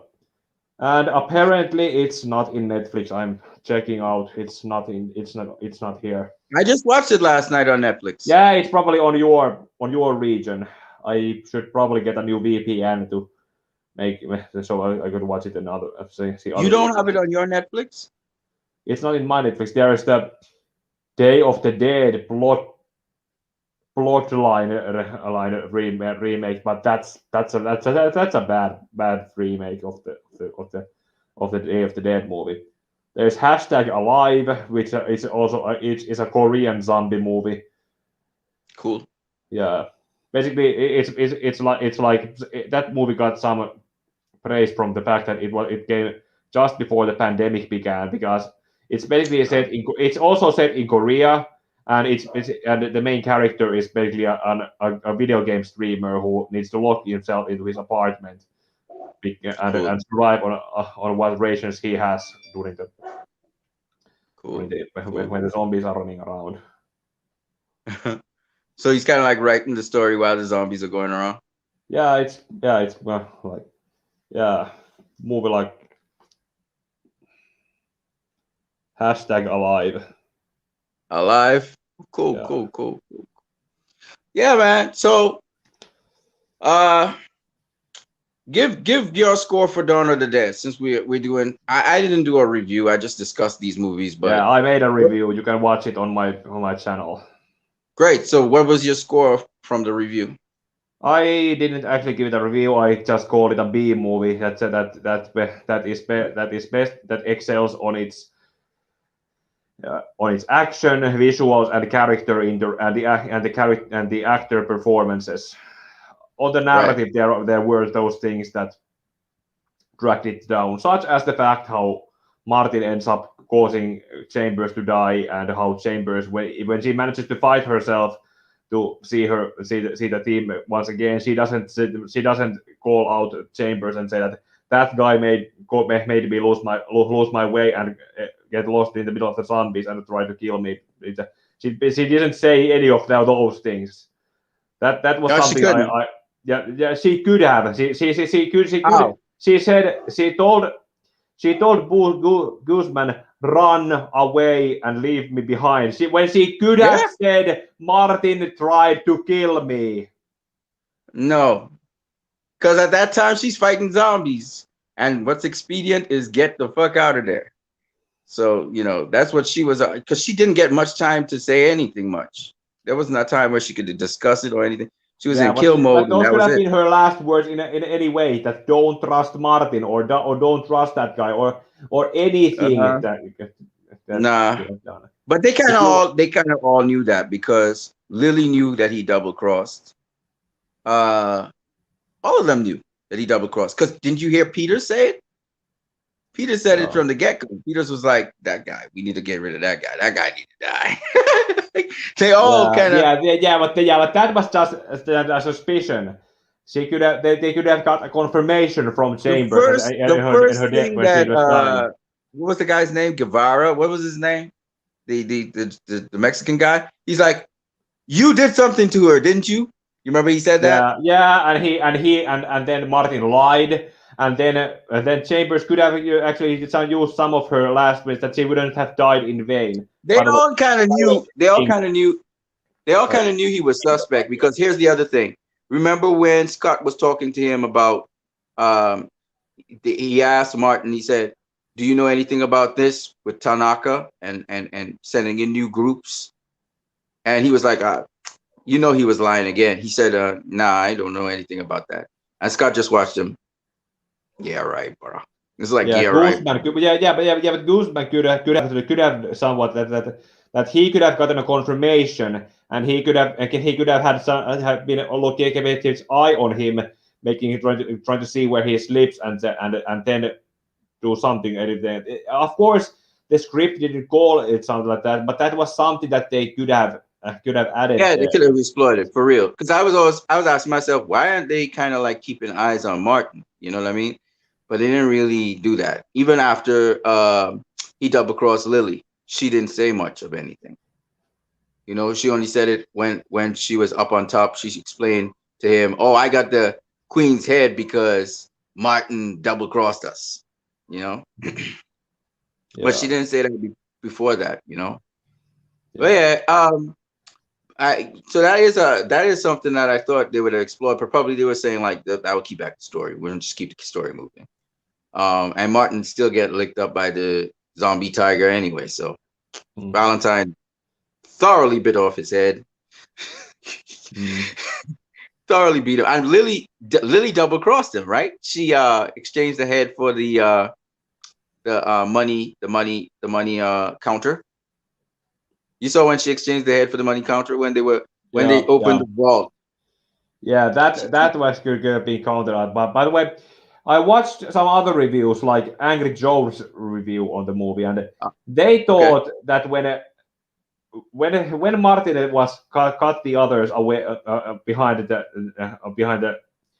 hatch, they thought they all three, he, the other Joe, and the other guy he has, they thought they were climbing to the roof instead of out of the underground, and thought he climbed up and then went back to the ground level for the tiger to eat. That was just. They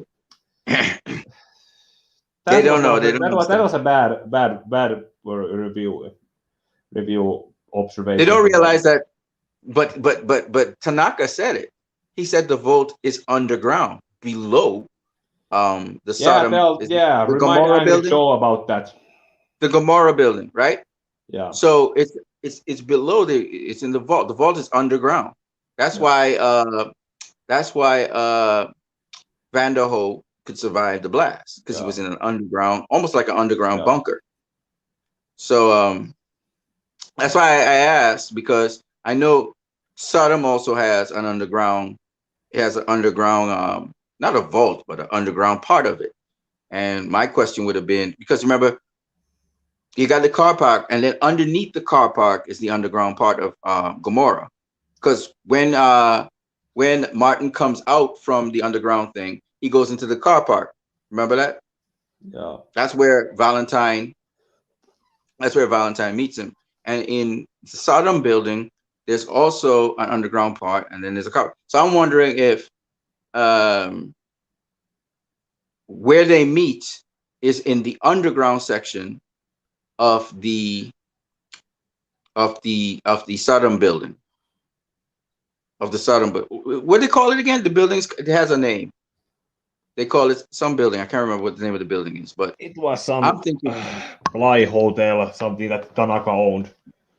But they called it a certain they called it a name in the movie. I can't remember what the name is. So I'm thinking that that's where they go. They go to the they go underground. That's why I said if anybody's underground, they might have a greater chance of surviving. You know. Yeah. So, anyways, you're right. You know, a lot of people don't understand these movies. I get it. They think, oh yeah, it's a Zack Snyder film. It's gonna be an easy film. You know. Yeah. Okay. It's easy. I mean, it's easy viewing, but there's a lot of stuff going on in that easy viewing, and a lot of you guys are going over your heads. You know, you don't realize it unless you're paying attention. You know. And so what you gave it a B? Out of 10, what you give it? Yeah, I could. It was a B, basically an old-fashioned B movie, but so it might as well be called a B. I'll give it a B grade. Yeah, but out of 10, what did you give it? All things considered, entertainment, fear, whatever, zombie flick, whatever, story, whatever. Probably 8.5, 8 minus, something like that. Yeah, probably. I gave it a solid 8 out of 10. I really enjoyed it. I watched it 5 times, so I really enjoyed that movie. In terms of like scary movies, it's not the most scary movie in the world. For that genre, but definitely, man, it's worth your while. You know, it's worth your while. And what would you give Dawn of the Dead in terms of score? You think do you think Dawn of the Dead is a better movie than Army of the Dead? I not exactly. Dawn of the Dead is it is basically an originally a remake and also it's Zack Snyder's debut film. Ah, So it be seen that it was his prototype, and Army of the Dead is basically where he has moved on from there.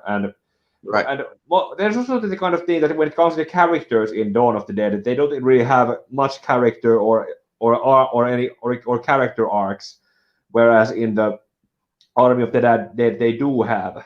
So all right, there is some evolution into making it that Army of the Dead is better on that level or in that right. sense. I agree with you. I agree with you. In terms of scariness, I think Dawn of the Dead trumps Army of the Dead. It really gets your juices. When you see it, you'll see what I mean. It's pretty Yeah, intense. that's Uh, mostly because it's also the first time that there have been fast zombies. right, and then the way how they're really aggressive. I mean, really aggressive. You know, and it looks like Not to people mention going there was nuts. also practical effects used back then because Well, because they there's used a lot of practical effects too. they used actual amputees, people who had lost their limbs to play some zombies that had been mutilated or Right. otherwise had lost their limbs. And interestingly enough, and this is where you talking about character development and stuff. Um, they never looked at it from the zombies' perspective. In Army of the Dead, you literally get a perspective from the zombies' perspective. So I think Yeah, it that's was like I said also kind of reminiscent to the near replicant and shades that were yeah, led by an alpha, like Zeus and the Shadow Lord. yeah. So basically, I'm saying that when you talk about fair factor, Dawn of the Dead. When you're talking about all round development of a story, Army of the Dead. When you're talking about entertainment, both of them are very entertaining. Dawn of the Dead really keeps you on the edge of your toes, and sometimes you're yelling at the screen, "Stupid! Don't do that! Don't kick that! Come on, stupid!"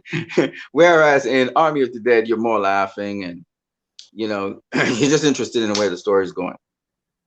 And it's so much story, but story-wise, I think Army of the Dead just blows Dawn of the Dead out of the water because there's just lots of story to see there. All right, so I gave it 8 out of 10 myself, but I probably might rank it higher as time goes along because this movie I think is going to mature very well with time, and it's nice to see that the critics Yeah. actually all sort of agree that this movie is a pretty good time in the theaters, especially at this time year and this season where it's COVID and all of that. So really good movie. I would love to find out a little bit more about the prequel. I'm looking forward to the prequel. I'm also looking forward to the uh the Anime series. Dawn of Thieves. Is it Dawn of Thieves? No, what is it? Band of Army Thieves? of What is it? Thieves. It's the Dieter. Army Yes, of the Thieves. Dieter Yeah. solo movie. I also say in my Yeah. review that now it's up to waiting for those projects to come out. Hey, talking about that, which character did you most identify with in the movie? For me, it was the Zombie Queen. I liked the Zombie Queen, and I liked Valentine. I love all the characters in the movie, but those two were standouts for me, strangely enough. What about you?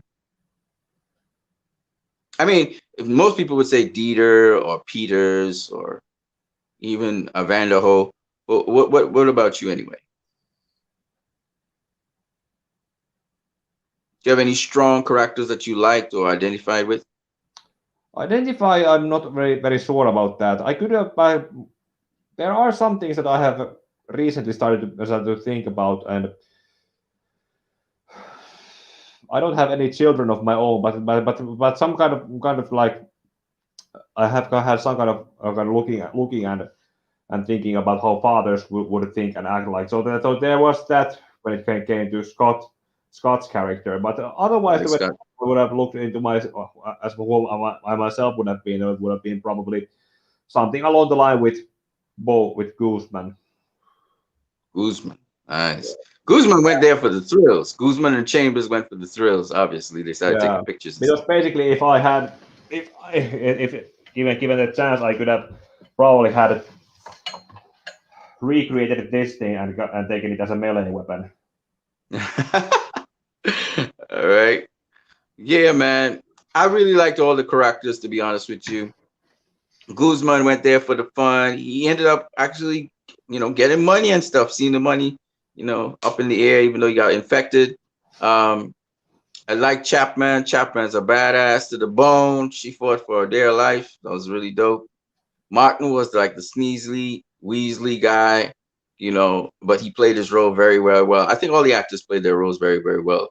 I also liked I like the zombie horse. Some people were saying they didn't like the zombie. I like the zombie horse. I definitely liked Zeus, and I felt he was justified in what he was doing. So a villain that had justifications, you like that. I loved the zombie queen. She, to me, was the best part of the movie. One of the best parts of the movie. To me, it's strange. The zombie queen doesn't really, what did I say? The zombie queen doesn't really talk much. She's got, but I like that the zombie queen is the first person, besides Valentine, right? Is one of the first people to come and confront any situation, like fearless. You know what I mean? So the zombie queen and her henchmen would come out, guard the territory. It's not like, usually you'd be at some kind of lower level zombie would come out there and check. Nope. Queen's coming out personal. You know what I'm saying? So I found that very interesting. And the other thing is I realized that like the zombie queen, like the zombies were really smart. Like the first time the zombie queen came out, they offered her what's his name? Bert Cummings. They offered her Cummings, right? So they notice the queen did not take Cummings. It was her right-hand man, right? He came and he dragged him away, right? And then she's watching behind to see that they're watching her. Also to evaluate if he would have been worthy to be made into an Alpha. So right. So they take him before Zeus and let Zeus judge him for himself. Yeah. Well, you know what's interesting too? How she just stepped over him, like showing dominance. So she stepped over him, and then the other guy stepped over him as well. Like they're saying, you below us. And then they just drag him away, and she's looking back at them, and then she takes off, right? So I thought that was very interesting because it's like, okay, this is your offering to us, to the zombie gods. We accept your offering. And then she went away. And then the next time when they fired the gunshots, she came back to see if they had left anything for them. You notice that? They came back to see, they came from where they came, and they came to see, and they only saw was blood. And it was like, what? And when the zombie queen saw that they had nothing for them, she charged Martin. You remember that? And when he trapped her right-hand man was like, what the fuck? You think you gonna mess with my queen? And he just took off. First, Martin shot him 2 times. Then he went on all 4s and started galloping towards Martin and leaped up at him. I was like, God damn. I was like, dude changed into an animal, into a wolf almost, and took off on all 4s. It kind of reminded me of what we saw in Glass, where the guy from Split, the Beast, when he turned into total beast mode and he went on all 4s running across the you remember that? When he went into all 4s and just took off. The same thing I saw there with the lieutenant. And he was gonna kill Martin. Martin was like, oh Jesus! But Lily blew off his head, which is sad. I really wish he had taken down Martin though. I really wish he had gotten killed. But it is what it is. But yeah, I thought the queen had a certain role, kind of like Valentine. They were like marking and guarding the territory, and they come from wherever. But the only thing I don't understand is how come the zombies, like they would sniff you and everything, but how come the zombies didn't smell? Because they pick up heat signatures, right? How come they didn't smell or pick up Lily? No. They just like blew by Lily. There was something also I would have liked to know when it comes to the zombies interactions. Like, well, we know that Zack Snyder likes to do mostly visual storytelling, and right, but likely there.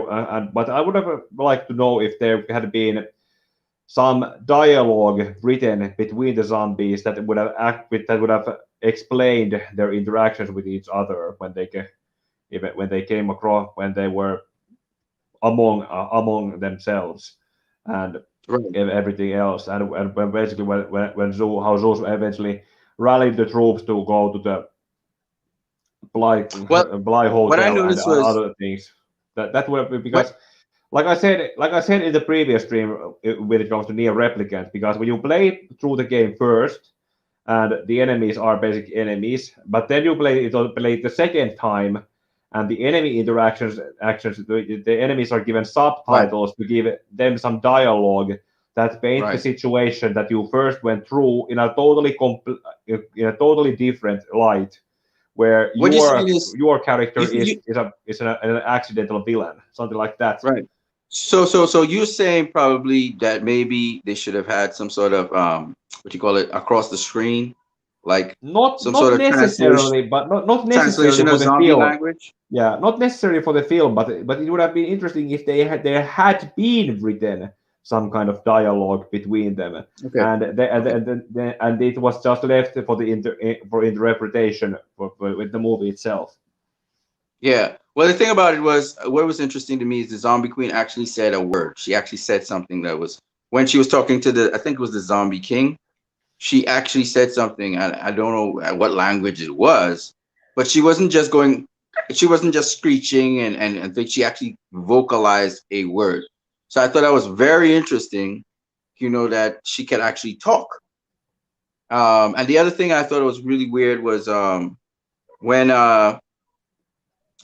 the queen again, she offers up Scott to the king. Did you see that? You know that she offered him up to the king.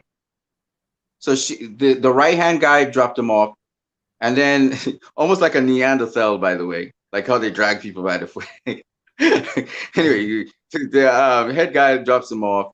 All the zombies are around him, and then she now looks at the king. So the king, he yells, and everybody stops talking, and then he comes in. And then the other thing I noticed with the zombie king was like he would nod to whoever to do whatever had to be done. So he would look at and nod to the thing. And I thought that was interesting. He did it like 3 times in the movie. When they were down in the by the vault, he nodded to the guys to attack. When they were up by the place where the people were held in the building, the hostages. When they had gotten away and the girl was shooting down, he shut down the zombie guy, and then Zeus was right there in the alley with the other zombies, and he nodded again, and they just started attacking. So it's like he almost gives the cues, and then they just do whatever. So I don't know. Obviously there's a hierarchy in there, and there's obviously an understanding that Zeus is their leader, and the queen was the queen, and so on. And it seems though they were all aware that Zeus had a son or a daughter or whatever it was. So they were all aware of these situations. How, I don't know, because that underground compartment was the alphas, right? All those zombies were the alphas. It wasn't the shamblers. The shamblers were far away from Zeus. The shamblers like scattered throughout the place. Just kind of, some of the shamblers were already melted off by the sun. Some of the shamblers was inside the casinos and stuff. But the alphas, they were moving with Zeus. Zeus was leading the alphas. They were the super mobile ones. Because Vanderhorst, he was able to pull a shambler down. He was pulling a bunch of shamblers down, and they were just like, right? But you can't do that with an alpha. Alpha's just way too fast. So I thought that was really interesting. But yeah, the queen, the zombie tiger. I think also. What did you think of? What do you think of Maria in the movie? Because Maria seemed to be Scott's right hand, right? She was like his wife. She was like the lieutenant. It was Scott, it was Maria. Yeah, there are some things that are left to interpretation, probably Because somewhat. you can see Scott and Maria had an understanding. Scott, Maria, and Vanderhorst, they had a good understanding with each other. And most of the conversations between Scott, Maria, mostly Scott and Maria, and then sometimes with Vanderhorst. You could tell those guys have history, right? And that's that was the little net. Like he trusts Vanderhoff, he trusts Maria. Everybody else is like, okay. So Vanderhoff went with Dieter, and Dieter would say, tell Vanderhoff to speak to his people. Dieter had an attitude, boy. Dieter buffed up Scott, and you could see Scott like you could see clench his lips. He was like, you can see he kind of angry as Dieter's like blasting him, but he was like, you know. And he tells Vanderhoff to speak to them. So when Vanderhoff starts speaking to Scott, which is speaking to Maria, and they're thinking about Dieter's chances of opening the vault instead of having a alternative plan. So they're the ones kind of like planning the whole thing, and Martin's kind of part of it, and Peter, she just has to go up and fly. I don't even know how Scott and Peters are related. Like, how does Peter know Scott and Maria? Because we didn't see Peters in the opening credit, right? We saw a curly-haired guy who was part of the Las Vengeances, was Vanderhoos, was the lady with the daughter that died, was Maria, was Scott, some of the military was there, and then there was this curly-haired guy who I don't know what happened to. I think that's probably that everybody guy who replaced. That's probably that guy whose actor got replaced by Peter's actor. Probably some bits of him were left in the film, and they probably just decided to show that he died during the isolation of the city. I don't know. Maybe, but he came through the thing as well. But we see Scott and Maria looking back at the lady as she gets squashed with her daughter as they close off the Las Vegas.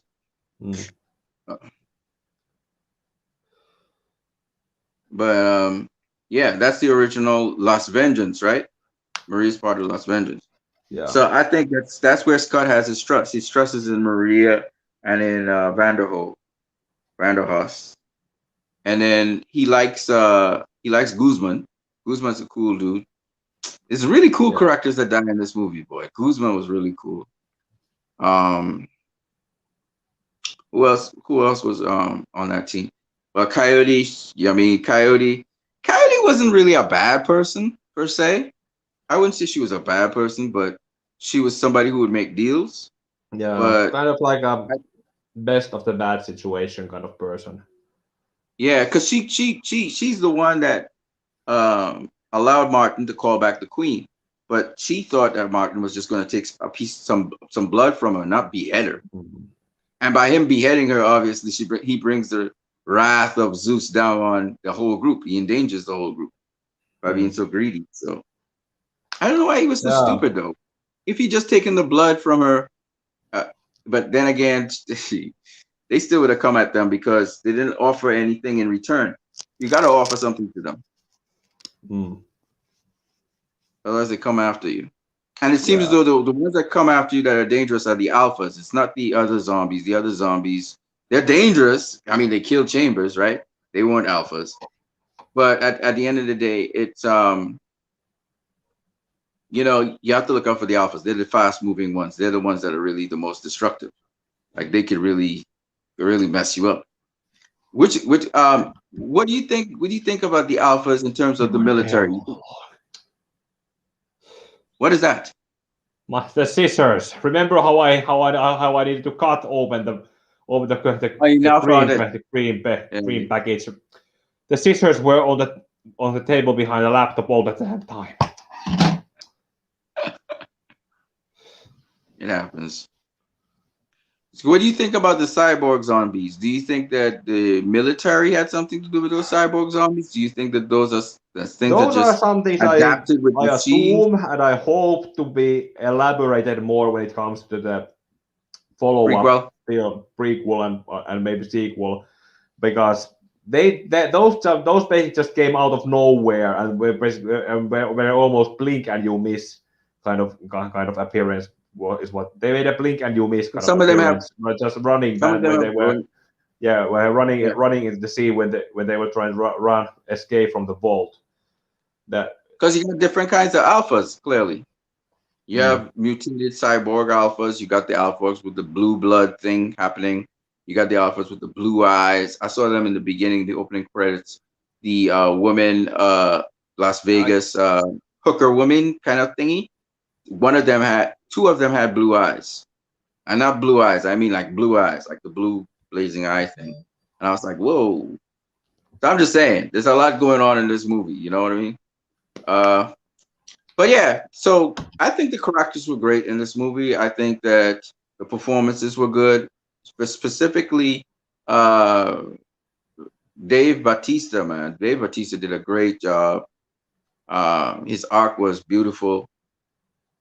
I did also appreciate the British actress who played Kate, because it's actually a British accent. She had great English accent, and also I think she really convinced us that that daughter of Dave she didn't belong in there, but yet at the same time, you really feel like she didn't belong, but yet she kind of stayed quiet and was determined to do what she was going to do.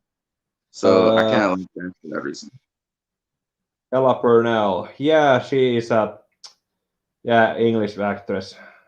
Yep, she actually speaks with the English accent. So she did a great job of speaking like an American, and on top of that, she also did a great job of convincing us that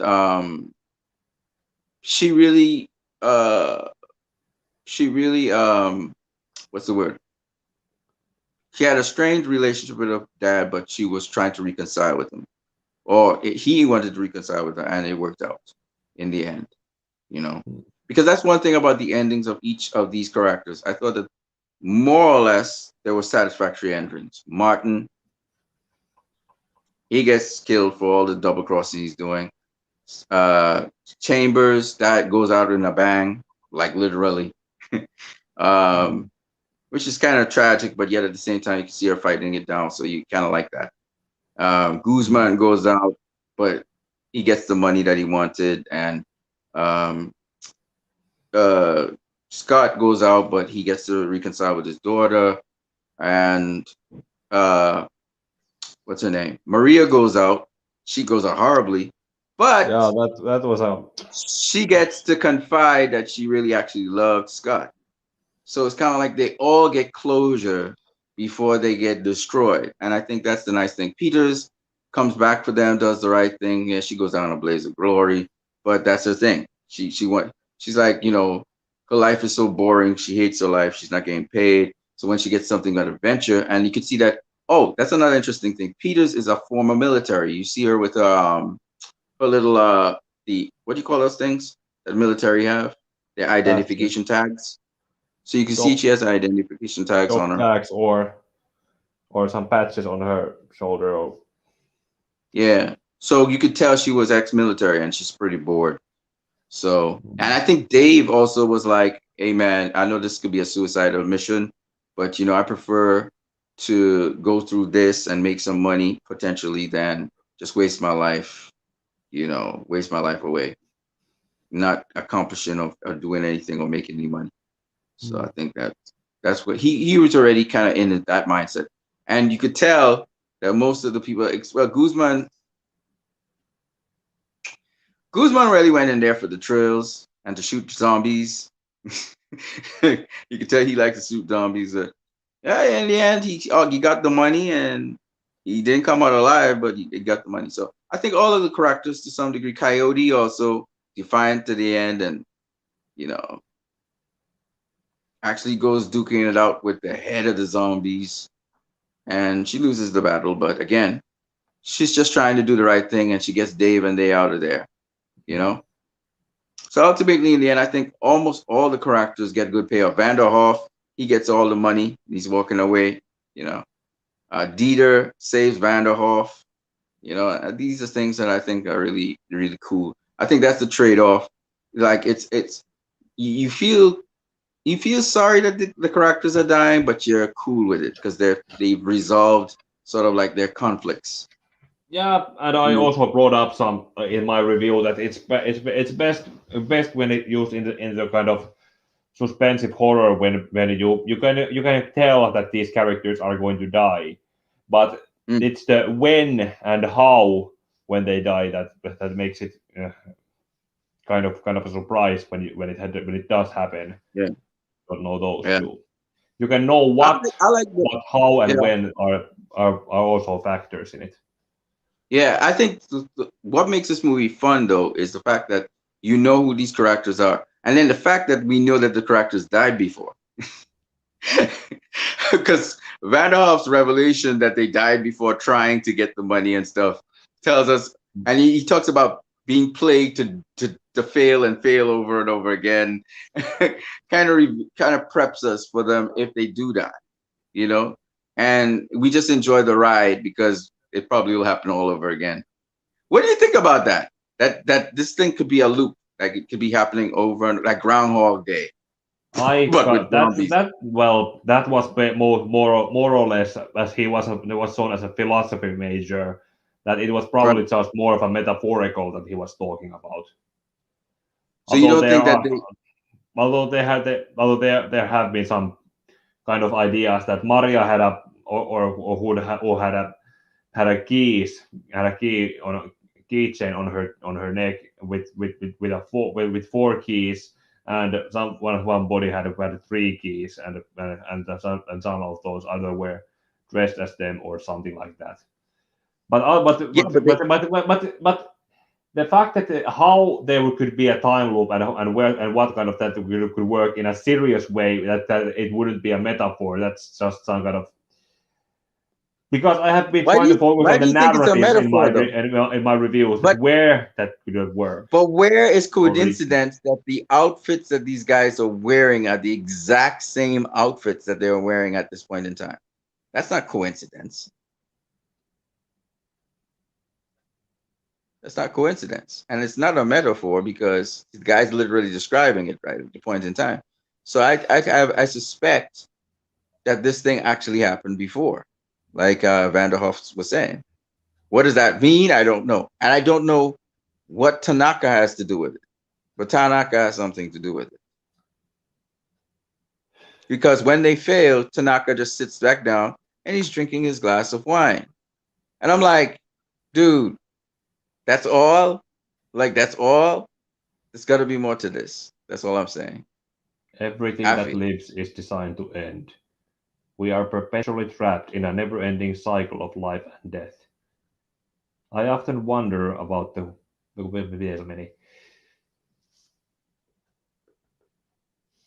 hold on, there was this reminds me of a quote that I actually used in one of my in a parody review. Interesting. Wait just a minute, how did it go? I just think it's very interesting. Here it is. Everything that lives is designed to end. We are perpetually trapped in a never-ending spiral of life and death. Is this a curse or some kind of punishment? I often think about the God who blessed us with this kind. I often think I often think about the God who blessed us with this cryptic puzzle, and wonder if we'll ever get the chance to kill him. 2B from Nier Automata. I don't know. I think that it's just interesting. I mean, life and death are somewhat the same in some respects, and other respects it's different. But I just think that it's an interesting discussion Zack Snyder had there on that, about death or rebirth. It's interesting that they talk about death or rebirth too, Dieter with Vanderhoef. But yeah, man, I think that this movie is a fantastic movie. I just wanted to talk about these things. So just three things I want to talk about. Anything new you want to talk about, by the way, Picochets, before we close off? Because we've been talking for like about 2 hours and 18 minutes. Yeah, I don't think I have anything profound to say. Also, I need to go to sleep so I can wake up for work tomorrow. Oh, right. It is nighttime by you. Dang. It's almost 11:30. Woo! Wow. Well, man, I'm going to wish you the best. Y'all know where to find Picochets. We already talked about it. It's Picochets, whether it's on YouTube or Twitter. You're not on Facebook. On Facebook, yes, but not under my this person. I'm there Okay, under my you're under real name, and I'd like your to real name. That's right. otherwise keep it under wraps. No problem. All right, peoples, that's it. I am Anson Phillip, aka Christ I Am Disciple. You can also find me as What You Need on the boxing channels. And I'm gonna catch you guys later. As always, finish it off for me, please. Pick a shade.